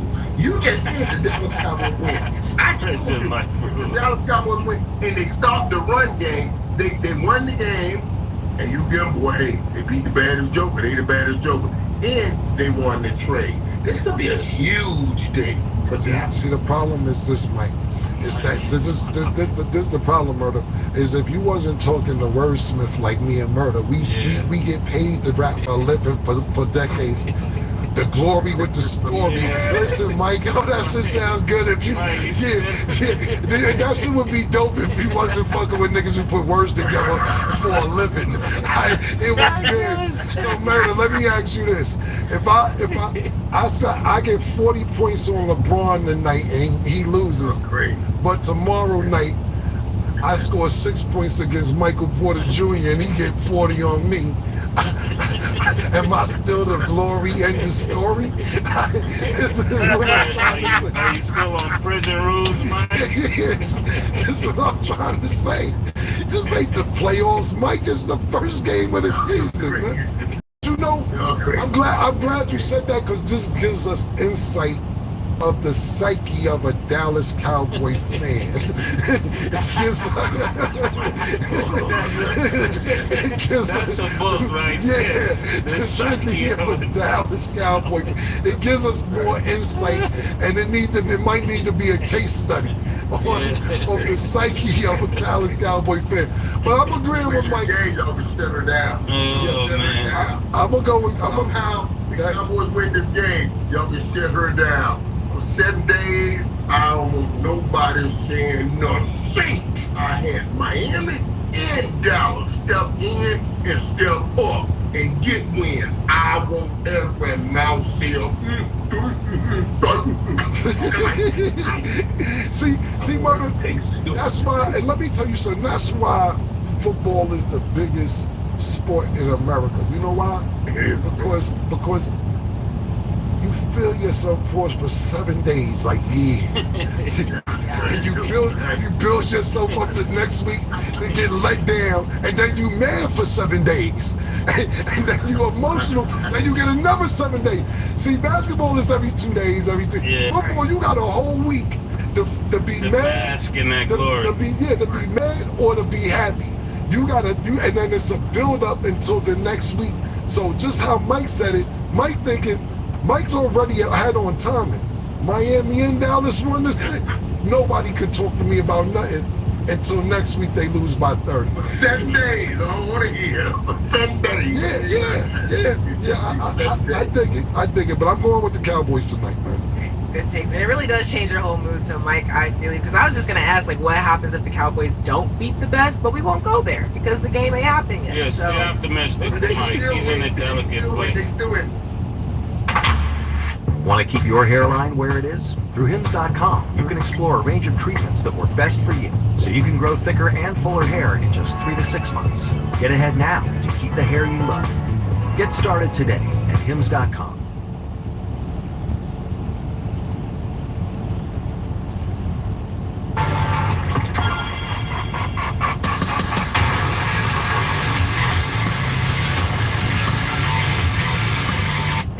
Optimistic, Mike. He's in a delicate place. Let me tell you, even if they keep it close and play great, we gonna say, man, they almost beat the champ, and that was that in the first game together. Look at this already is crazy. Even if we keep it close, we won. we got two chances here to get victory. Yo, fam, even if we keep it close, we won is crazy, bro. This is what I'm talking about. But go ahead. Go ahead, man. Go ahead, bro. Go ahead. These niggas is crazy. Them Can't make this up. Yeah, you can't murder. You can't make it up, man. Okay, so let's get into our underdog picks. As we know, the game is tonight. Underdog has Jalen Hurts at half of rushing and receiving touchdown. You have him higher or lower, Mace? Say that again? Jalen Hurts, half rushing and receiving touchdown. Half rushing? Yeah, so like one. Okay. Yeah, I'm going. That's a difficult one. Higher. And is that one? Yeah, Jalen Hurts at half of rushing and receiving touchdown. So just one. Touchdown or like Touchdown, yeah. Receiving a touchdown? Yeah. Oh no, lower. So like one score for Jalen Hurts. It's like a. If he scored, basically, Yes. is he gonna score? Yes. Yeah, nigga, they lost the vote. I'm talking about the rest of the league. The tush push is still in. Pause. They won the tush push. They get on that. They get to that 2-1 yard line. The tush push. The owners lost the vote. I'm gonna go with yes. He's gonna score a touchdown. Okay. CeeDee Lamb is at 71.5 receiving yards. You have higher or lower, Cam? High. Yep, higher. And Cowboys kicker Brandon Aubrey is at 1.5 field goals made. You have him higher or lower, Mace? Higher. We agree on everything today. I'm thinking they're gonna be around 12 or 15 points, so you might not. Yeah, I'm gonna go high this one. Okay. Make sure you download the Underdog app and you can make your picks too. So this has caused a lot of uproar. So ESPN acquired rights to Red Zone, and as a result, Scott Hansen confirmed Red Zone will have commercials in some capacity this season for the first time ever. A lot of people are mad about this. Mike, what do you think? How much of a problem do you think this is for fans? Basically, Red Zone adding commercials. First of all, man, my boy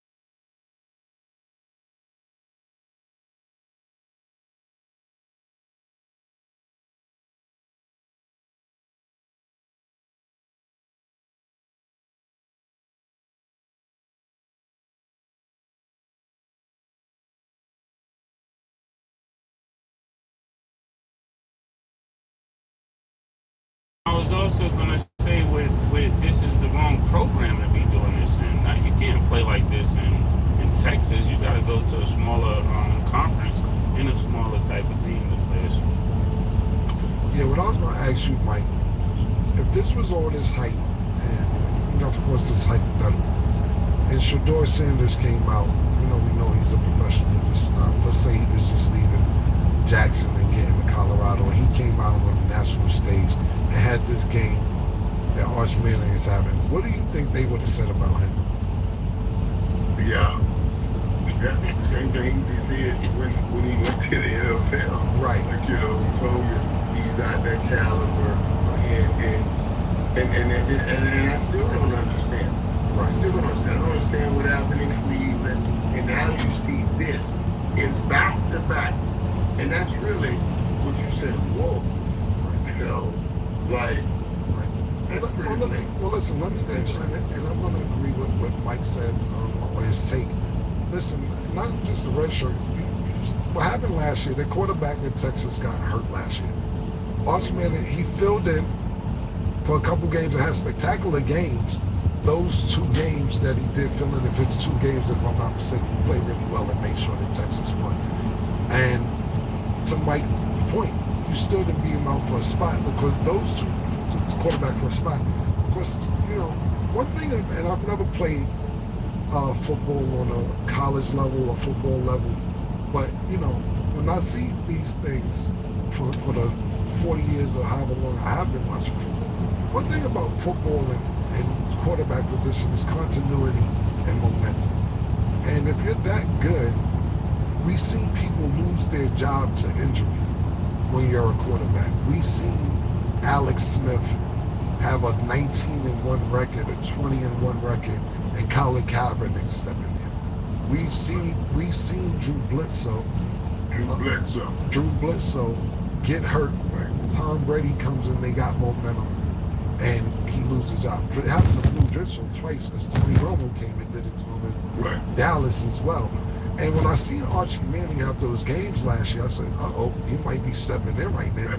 But when the other quarterback came back, they said, okay, Arch, thank you for doing what you needed to do, but we're going to go back to our original quarterback. You know, that was a really, really big issue.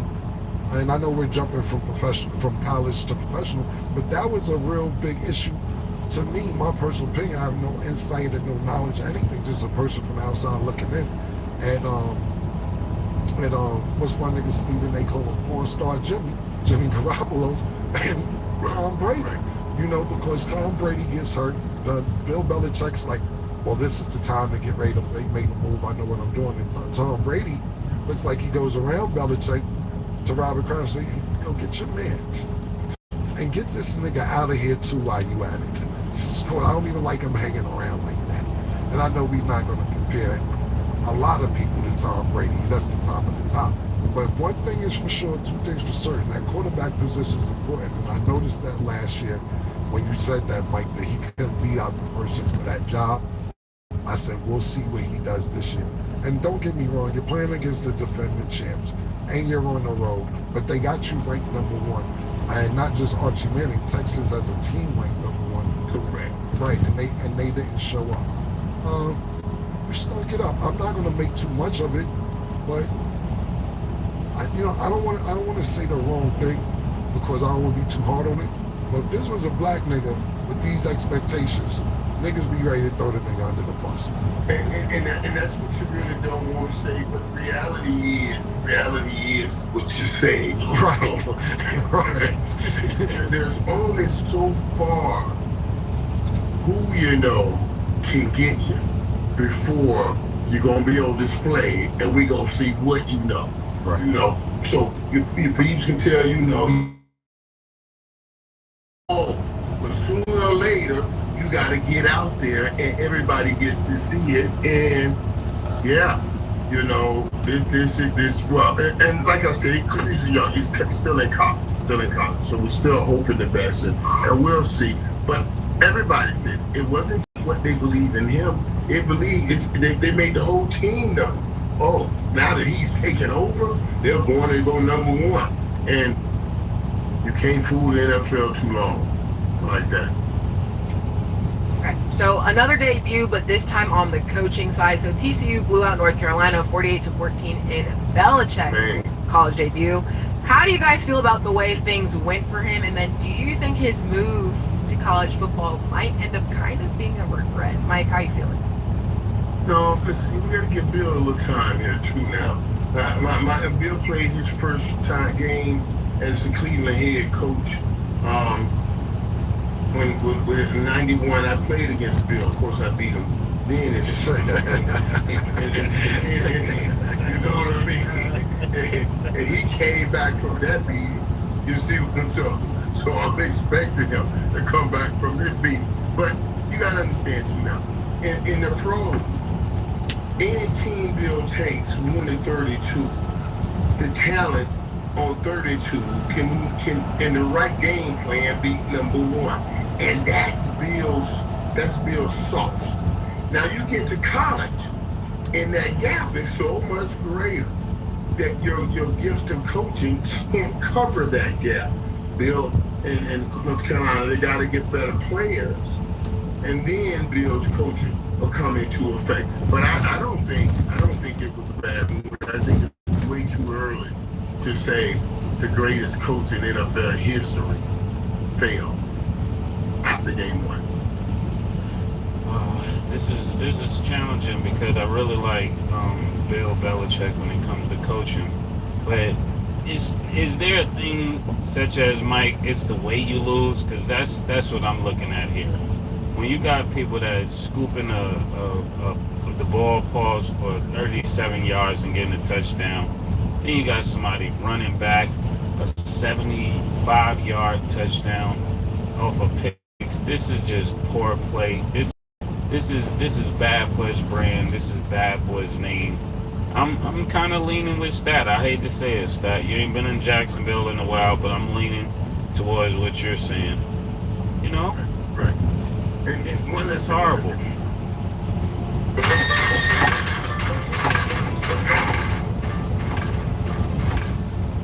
I'm leaning towards what you're saying. You know? Right. And this is horrible. One other thing, Ken, you mentioned too, makes you mention that for his brand, he's a bad for his brand. And I'm okay, certainly not after the documentary. I can't mess with nobody about who they touch. You see what I mean? But you can't be coming down on the sideline without getting my butt whooped like this. You can't. You know what I mean? That's the bad one. Yeah, he's standing there, they doing the airplane with the ball coming down. It's like, come on, and his girlfriend, come walk down on the sideline. You're Bill Belichick. Control. You had the most control over everything. And why is she walking in here and you get whooped like this? That was. So just to clarify, you're saying it's a bad look for his girlfriend to be on the sideline, so you feel like she should have just been not even nowhere near the field. Just a little bit of awareness. Maybe this ain't the time. Go down and see Bill. You know, there's just a little bit. Hey, well, I don't need to add to this ass whooping. That's when we just stay up there and sit still. Because everybody was talking about that too. You know what I mean? And it just diminishes his legacy. That was my take from the beginning, and you and Murder touched on it before I got a chance to, is that Murder mentioned the brand, and on your second take, Mike, you mentioned the girl. What the fuck are you doing, Bill? Listen, before this game, it was a lot of questions. It got to the point where the athletic department, I can't think of the title of the person's athletic director, wanted to have a convo with him because they thought his girlfriend may be an issue because she was too on the scene for everything. You know, it was a video that surfaced over the summer of her trying to dictate a photo shoot or dictate what was going on in Bill Belichick's business. What? In the interview. No, that was your thought. We're not talking about that. Right. I thought to my control room it was you, Mike. I'm sorry. Right. Yeah, exactly. And like you're saying, like you have to realize this mystique about Bill Belichick. Over all these years, he seemed like one of these crude people to where one-word answers to the media. Well, how did y'all lose today? Because we didn't score enough points. How did y'all win? Because we did score enough points. You know, he's had one tone, and since then, you're seeing him with this girl, and like you said, Mike, she's dictating interviews, what's going on. I have some other information that I was privy to that I'm not going to say what business or what company it's from or anything like that. But they was like, yo, we was there and she was jumping in everything that we were doing. We were trying to get this done, and she says, no, do it like this. And do it, no, you shouldn't do it like that. Do it like, and they're like, we're not here for you, miss. We're here to work with Bill Belichick. What are you talking about? I don't know what the hell you're talking about right now.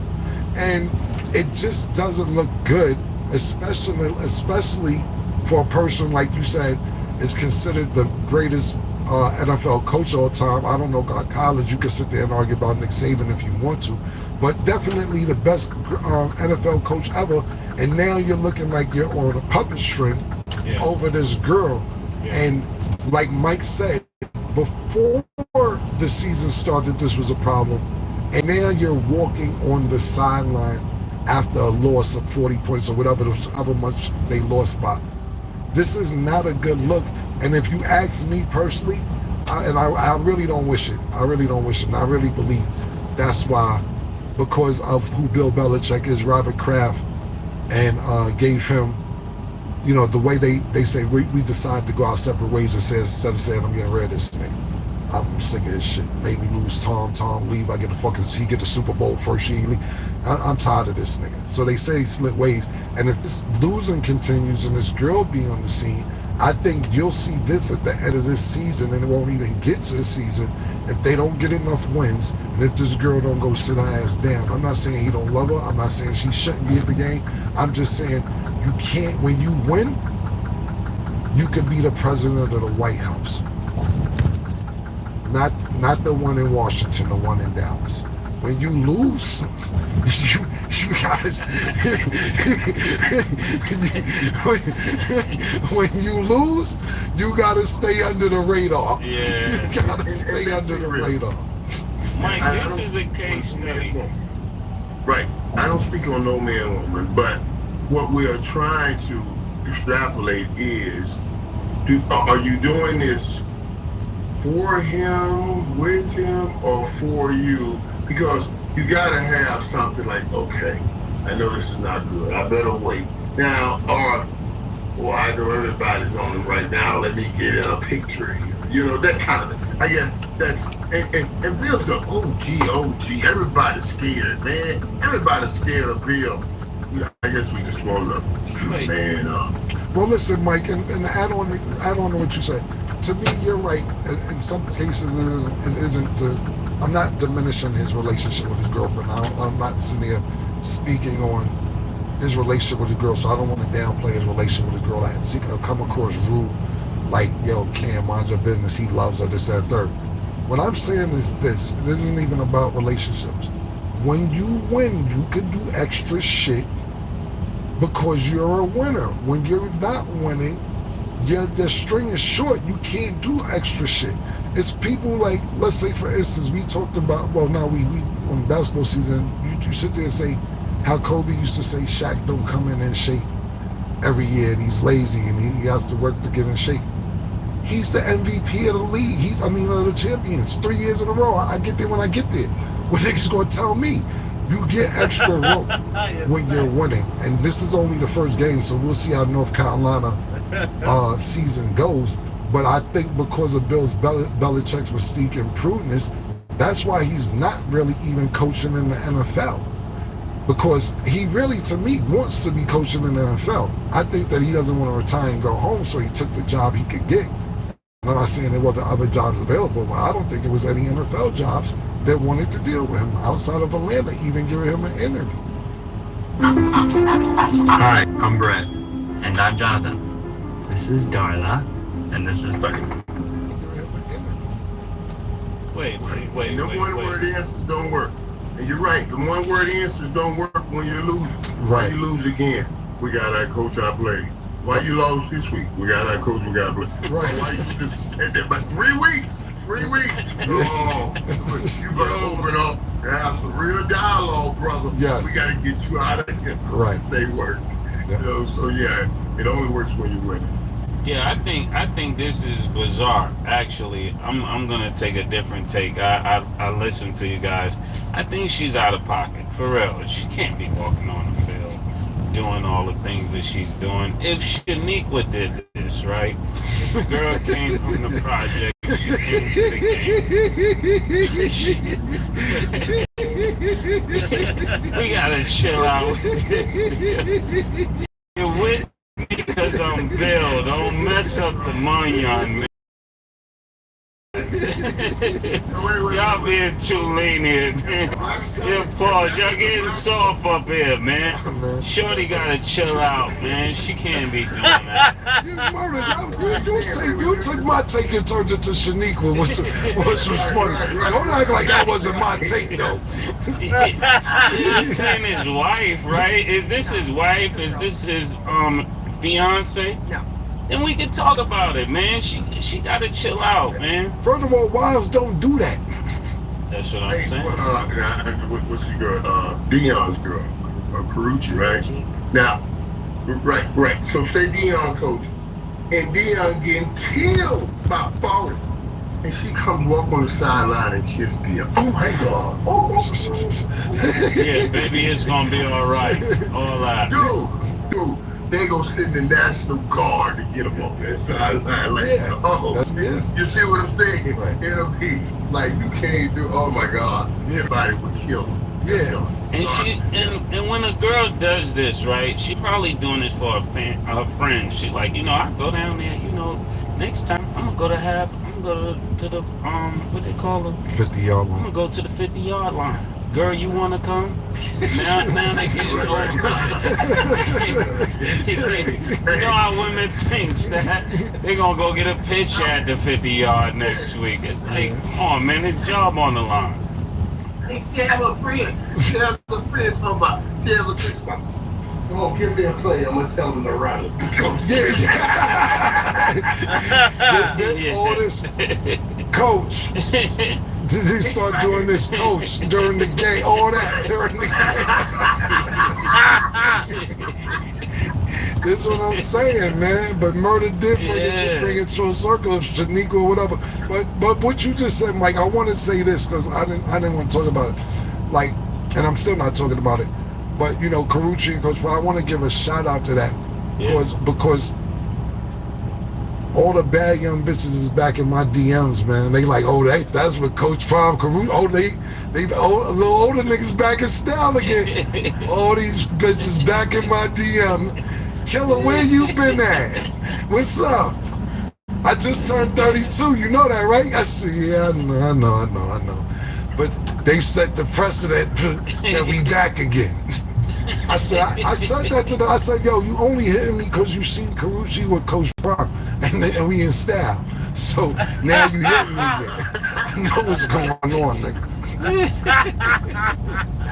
I can't even say, because literally, even when I post y'all, the comments, the DMs that I get to be put on with y'all, it's crazy. So much every day, but y'all. Now imagine Cam dating someone and she's over here in the front of Stat and leaning on the front getting pictures. That's crazy. There's definitely a time and a place, and in this situation, even if that wasn't her intention, it's always about how it looks. If you know that you're getting a lot of heat, like, that was just not the time to do something like that. And listen, I'm gonna be honest with you. I'm not married, so I'm gonna be totally honest with you. I may like a female a lot and care for her a lot, but I'm very clear from the beginning. If you get in the way of the money, you're never coming before it. I tell them that, Murder. I'm not even joking. I said, you're never gonna come before the money. It's just not gonna happen. Period.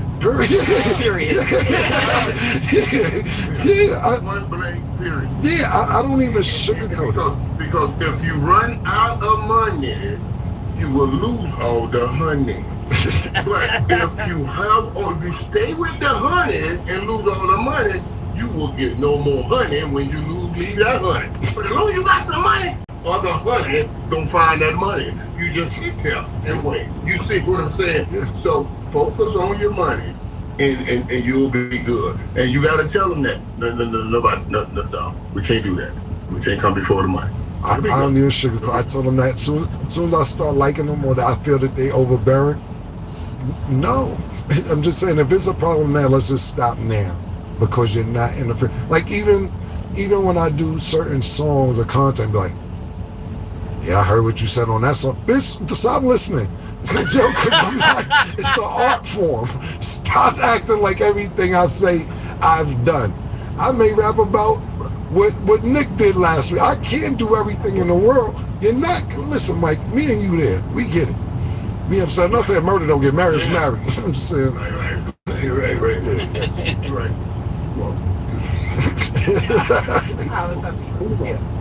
Okay.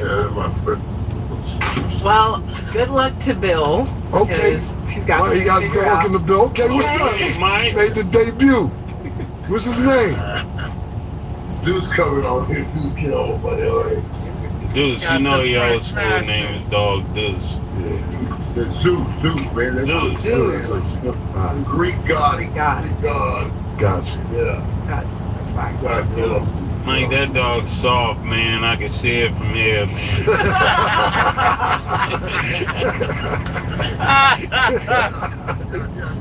all right. You're right. I went and got me a white dog. Ain't no black dog. I don't want the black dog. I don't want the black dog bite nobody, and they try to bite my pocket with a lawsuit. Yeah. White dog, and don't bite nobody. That's right. Shout out to Zeus. Well, y'all, that is all the time that we have for today, Mike. It's always a pleasure to have you on the show. Yeah, you guys are great, man. You make my night. Yeah, you man. Make my day. I really do. Likewise, Mike. Mike gonna be in Vegas for the fight. I told him I'm rolling with Mike to the fight. Oh yeah, let's go. Yeah. Seriously. Let's do that, man. You guys have so much fun, man. I apologize. I appreciate it. All right, good seeing you, Mike. Thank y'all for watching, and as always, it is what it is.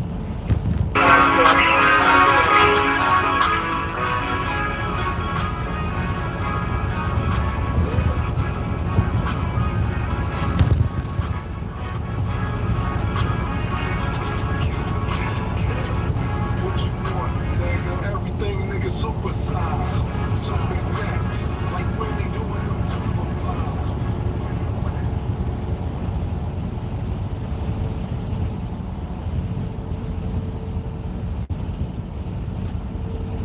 Buy the Old Spice NFL collection. Buy the Old Spice NFL collection. No, like this. Old Spice NFL collection. Old Spice NFL collection. Old Spice NFL collection. Old Spice NFL collection. Okay. Kids like us live online, but so do traffickers. You have to learn. What are these called inside? Yeah, what are they called, honestly? Chi-chis. Yeah! Because you got that one right. You get a golden star, you feel me? If you get all the stars, you can see them. What the fuck? Stop. Cheers, Spanish class, here I come. We can't see the key. Can you just move it a little higher? Come on. Like this? There you go. Whoa, whoa. Yeah, bro. Whoa.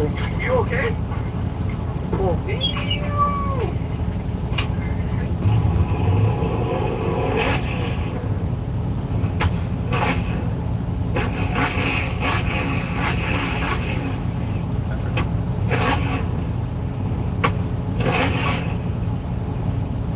Size matters. Size of your wallet? Yeah.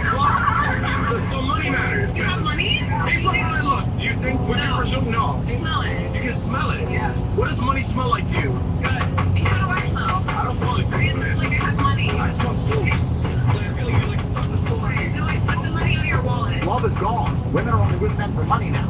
Women won't pay it. There's no more of this, I'm broke, but she likes me. No, women like money. It's all they have ever liked. They like you to pay their bills. Okay, how do you know if your wife is dead? The dishes pile up, but the sex is the same. This guy's dumb. There's a little truth in every joke, huh? I just got done interviewing for a job as a meteorologist. They asked what degrees I have, and I said Fahrenheit. Obviously, I can Google Celsius if I have to. That's so annoying. What an idiot.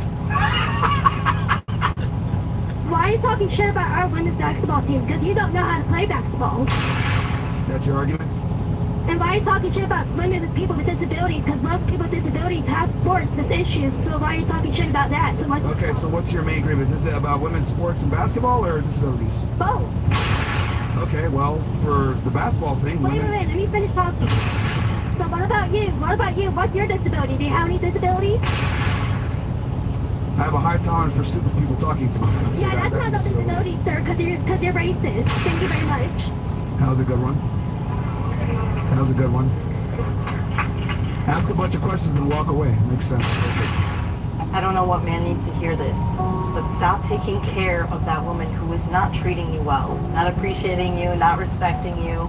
You do not win an award for sticking around. You do not win an award for saving her. In fact, all you are doing is drowning yourself in the process. Ding, ding, ding, ding, ding. Okay. Shing, boom. Star Wars.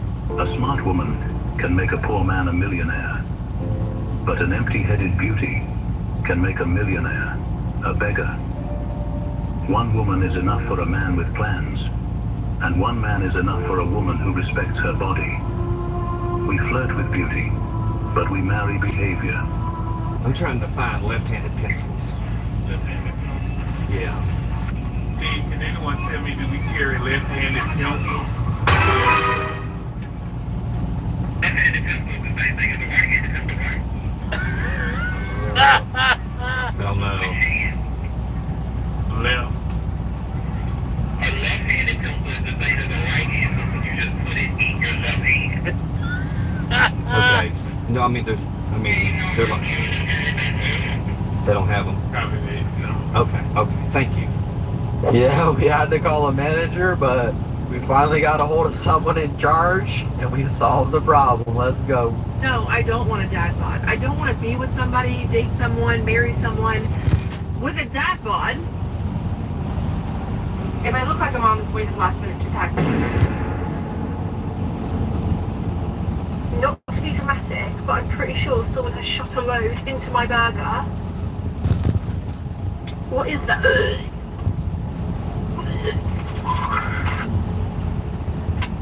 What is going on recently? I'm finding fish on my doorstep, baby batter in my burgers. I don't deserve this. Yeah, well, something tells me you bring it on yourself. 50-year-old Kimberly eats almost nothing but ice cream bars. I get obsessed over the ice cream bars. They caress my throat all the way down to my stomach. It's almost like having a lover. Hey man, I gotta throw that gal over here. Big black stallion. Do you mind if I just spin you around so that you can move out the way? So that I can talk to her. How you doing? Yeah. Being 34 and trying to have a solo night session. You done bust your head open and shit. But it's all good. Is that his brain? Oh my god. You know 1 in 3 people still speak to their ex. I don't speak to my ex. Neither do I. But who's the third person?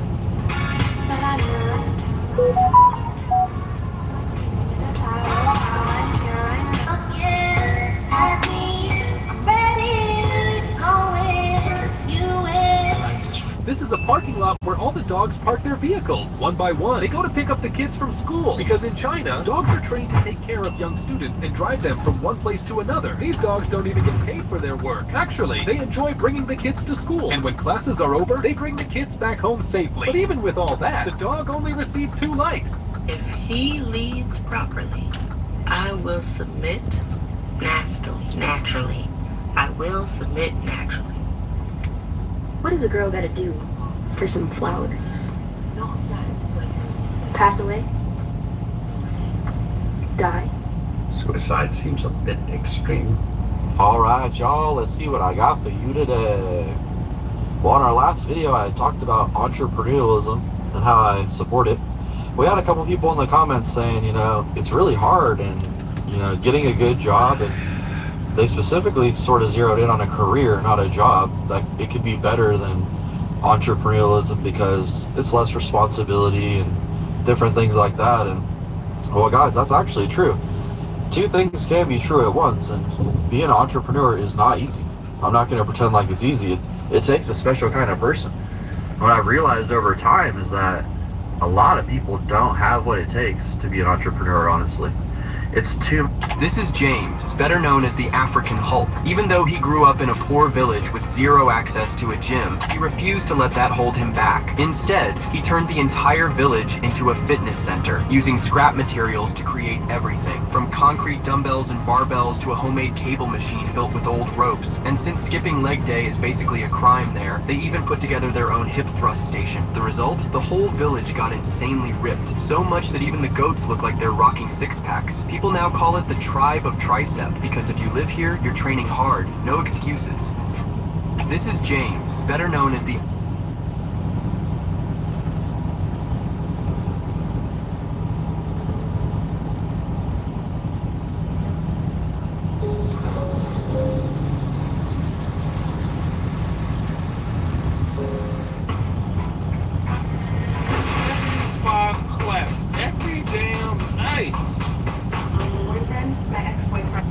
I'll take a picture and get us a card. Why do you keep coming to knock on my door? What is it that you want? How many Taco Bell stackers can we eat? I think I'm gonna go for 12 this time. I think I could do about 15. I think I can do about 23. What's going on, my guys? Y'all know what time it is. I appreciate you for joining me today. Y'all ready for these clips? Y'all ready to laugh? You ready to have a good time? Are you ready to be entertained? Hit that like button. Let's jump into these clips. Let's go!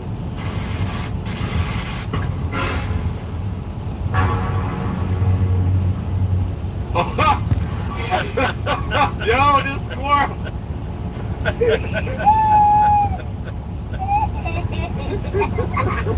This squirrel is a villain! It's a menace!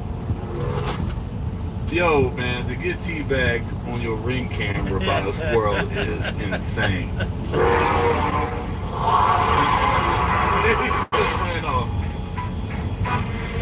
GOV bounce.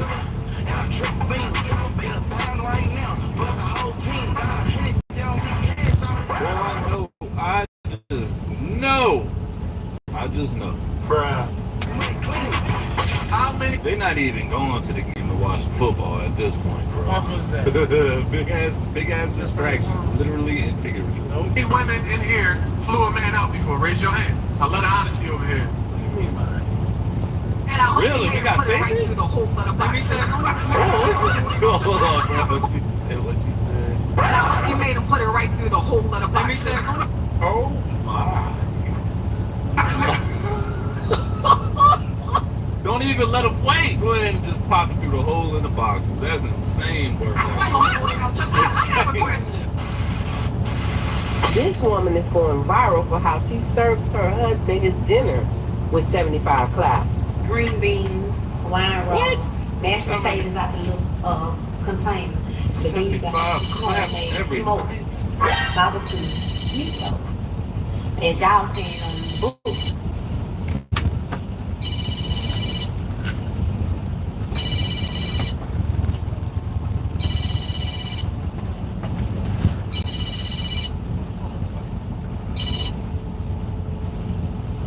Y'all call me the hamburger cake. So it's the hamburger cake with the barbecue ice. I mean, we're not even worried about the meatloaf. Where the yams at?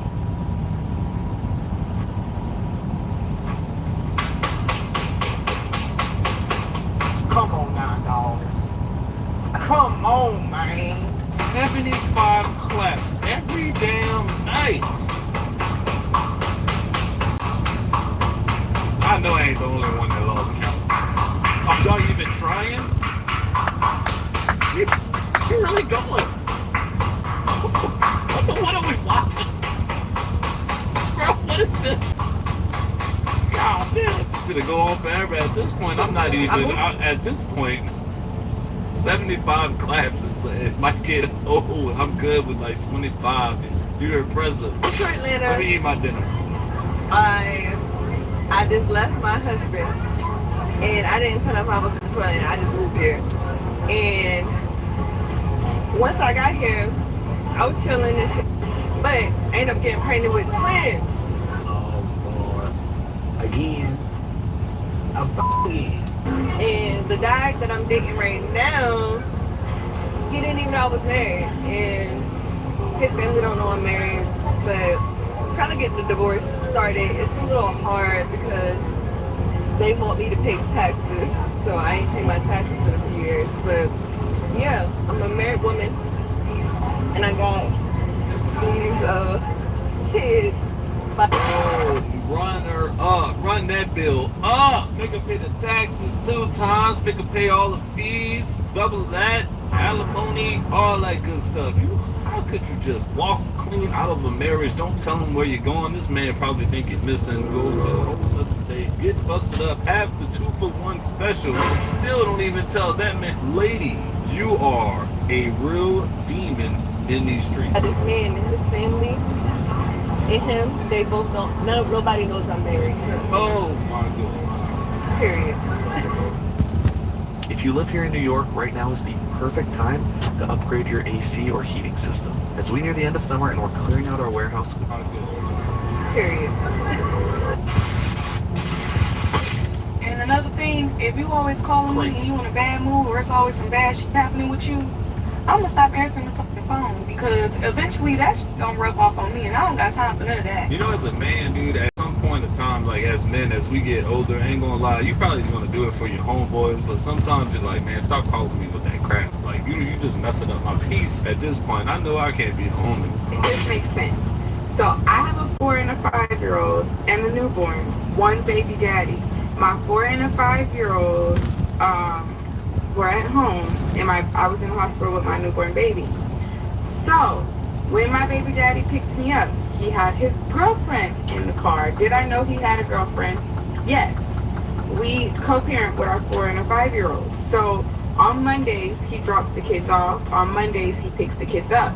He usually comes inside on Mondays and plays with his kids or packs their stuff or bathes, whatever he tells her that he's doing while she sits outside. Jackaroo. Anyway, so while she sits outside for about 45 minutes.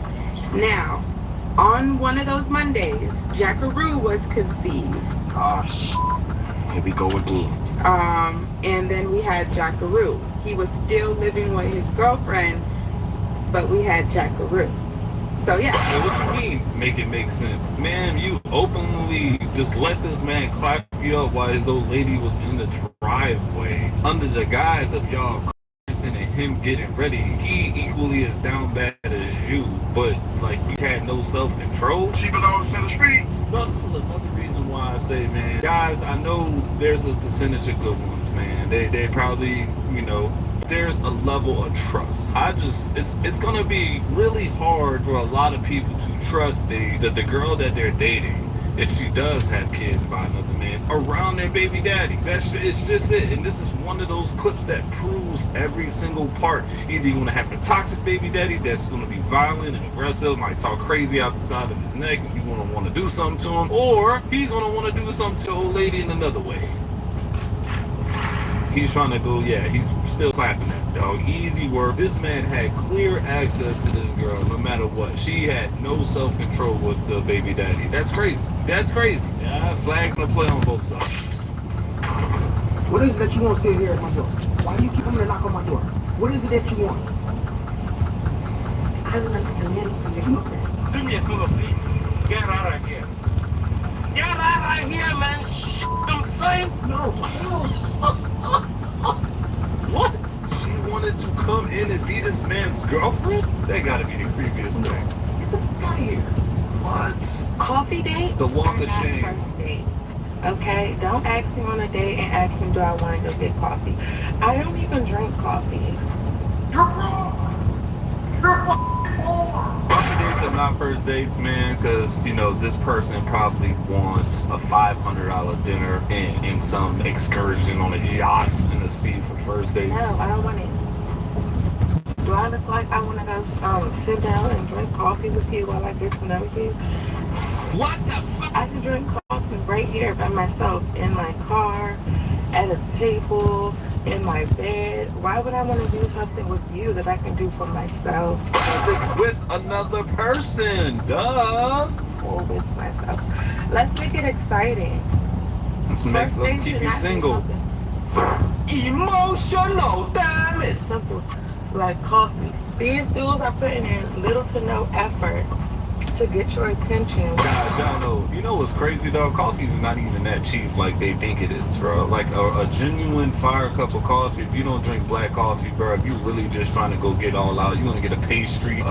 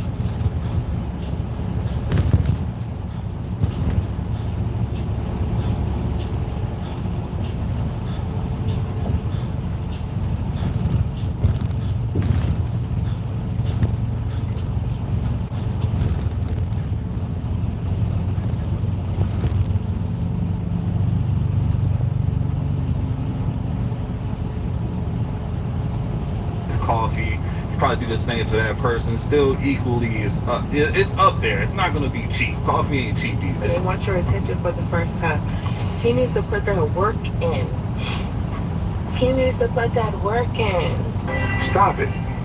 Get some help. I ain't gonna lie, dude. Sometimes waking up early in the morning, getting ready for a coffee date or like a 9 a.m., 10 a.m. meetup, that's putting in effort. You gotta wake up early to get ready for that. Trying to put that work in, and you know, find out what you're really interested in. Maybe they don't deserve your attention. No coffee dates, ladies. No coffee dates. Wait a minute. Who are you? How many Taco Bell stackers can we eat? I think I'm gonna go for 12 this time. I think I could do about 15. I think I could do about 23. Just.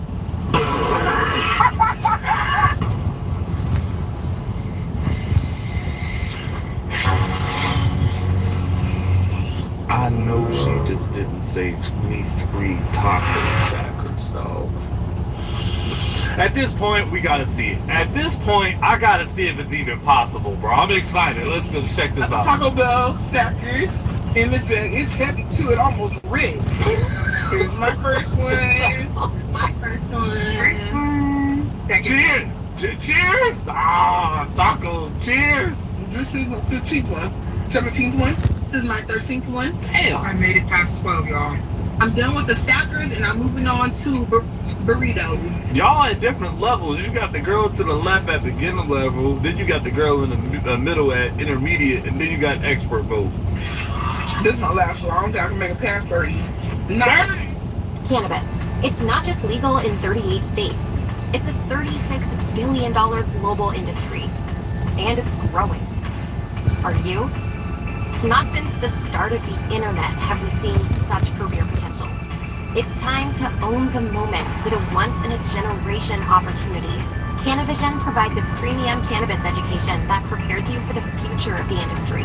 From horticulture and chemical extraction to operations and compliance, we put you on a path to grow your skills and expand your interests.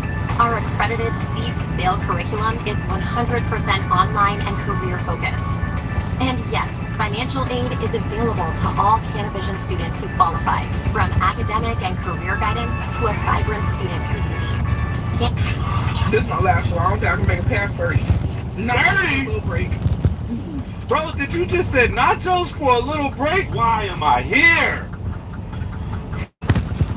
You slowing down back there? Yeah, I got you. After 17 stackers and you and 5 burritos. Alright, my goal was what, 23? I got 30. So I think that's an accomplishment. Hell yeah, it is. I got 14 stackers down, 3 quesadillas and 10 tacos. Oh, they got quesadillas My goal was and what? 15 stackers, and I have 17 stackers, 5 burritos. What? Where do burritos come from, y'all?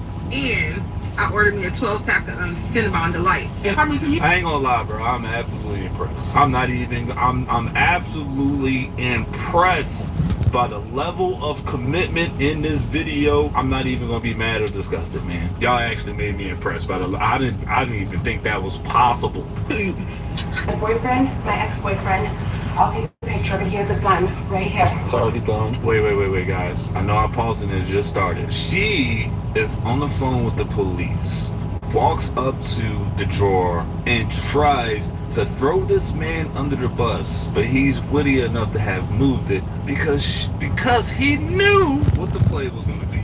It's already gone? Oh, the gun's gone? Ma'am, out and it's 2463. Where you want to tell me all this? These people just got popped from your basket case, and it was him that sent them there. I mean, I need to, like, literally tell you guys everything. Hello? He's standing here recording me. Cause you're crazy. I'm sure you're crazy. You're really crazy. He's sitting here recording me saying there's nothing wrong with him. She's really crazy. You guys are gonna come here? They got some like mobster stuff going on. They got the crazy poodle. They got the hardware on side the bed. And realize how crazy she is. Mobster vibes. Look up this record. Please look it He up. already called somebody to bail him out. Look up her record. His record. With her credit score. 2 of the cars he has are under my name also, and he's stealing my cars. My They're cars. both under my name, both my registration. They're my cars. My ID. He's about to take the car. I ain't gonna lie, bro. This just reminded me of a story. I'm not gonna lie. This lady said that her husband paid for a trailer, and in that trailer, he renovated the trailer, bought the trailer, pays continuously on this trailer, and because it's in her name as a co-sign or main, she thinks it's hers, and she really thinks it's like all hers, like 100% dead to rights, and that's crazy, dude. And they are married, but like separated. It's a weird story. They're my car. After you choked me, that was it. I choked you, man. And he fucked up doing all that goddamn. I don't believe her. I think she was capping the whole time. My husband don't play about me. That's my husband you talk to. Why is there a punching mannequin in the middle of the yard? Really?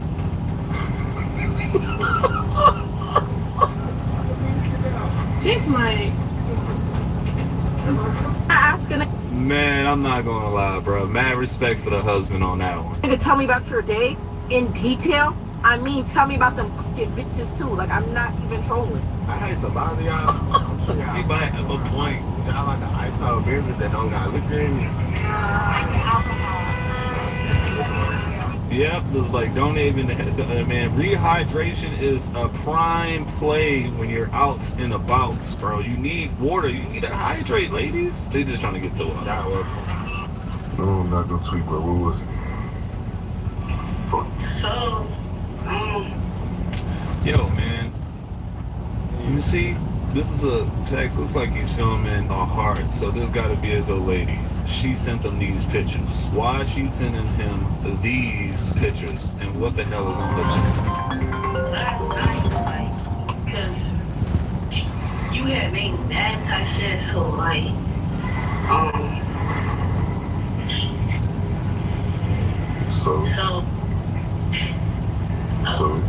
last night, I was being grown. He was being grown. He was being grown. What you do?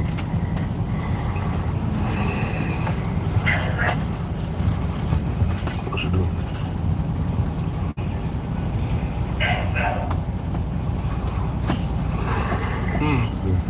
Bro, look at the picture. We already know what she did.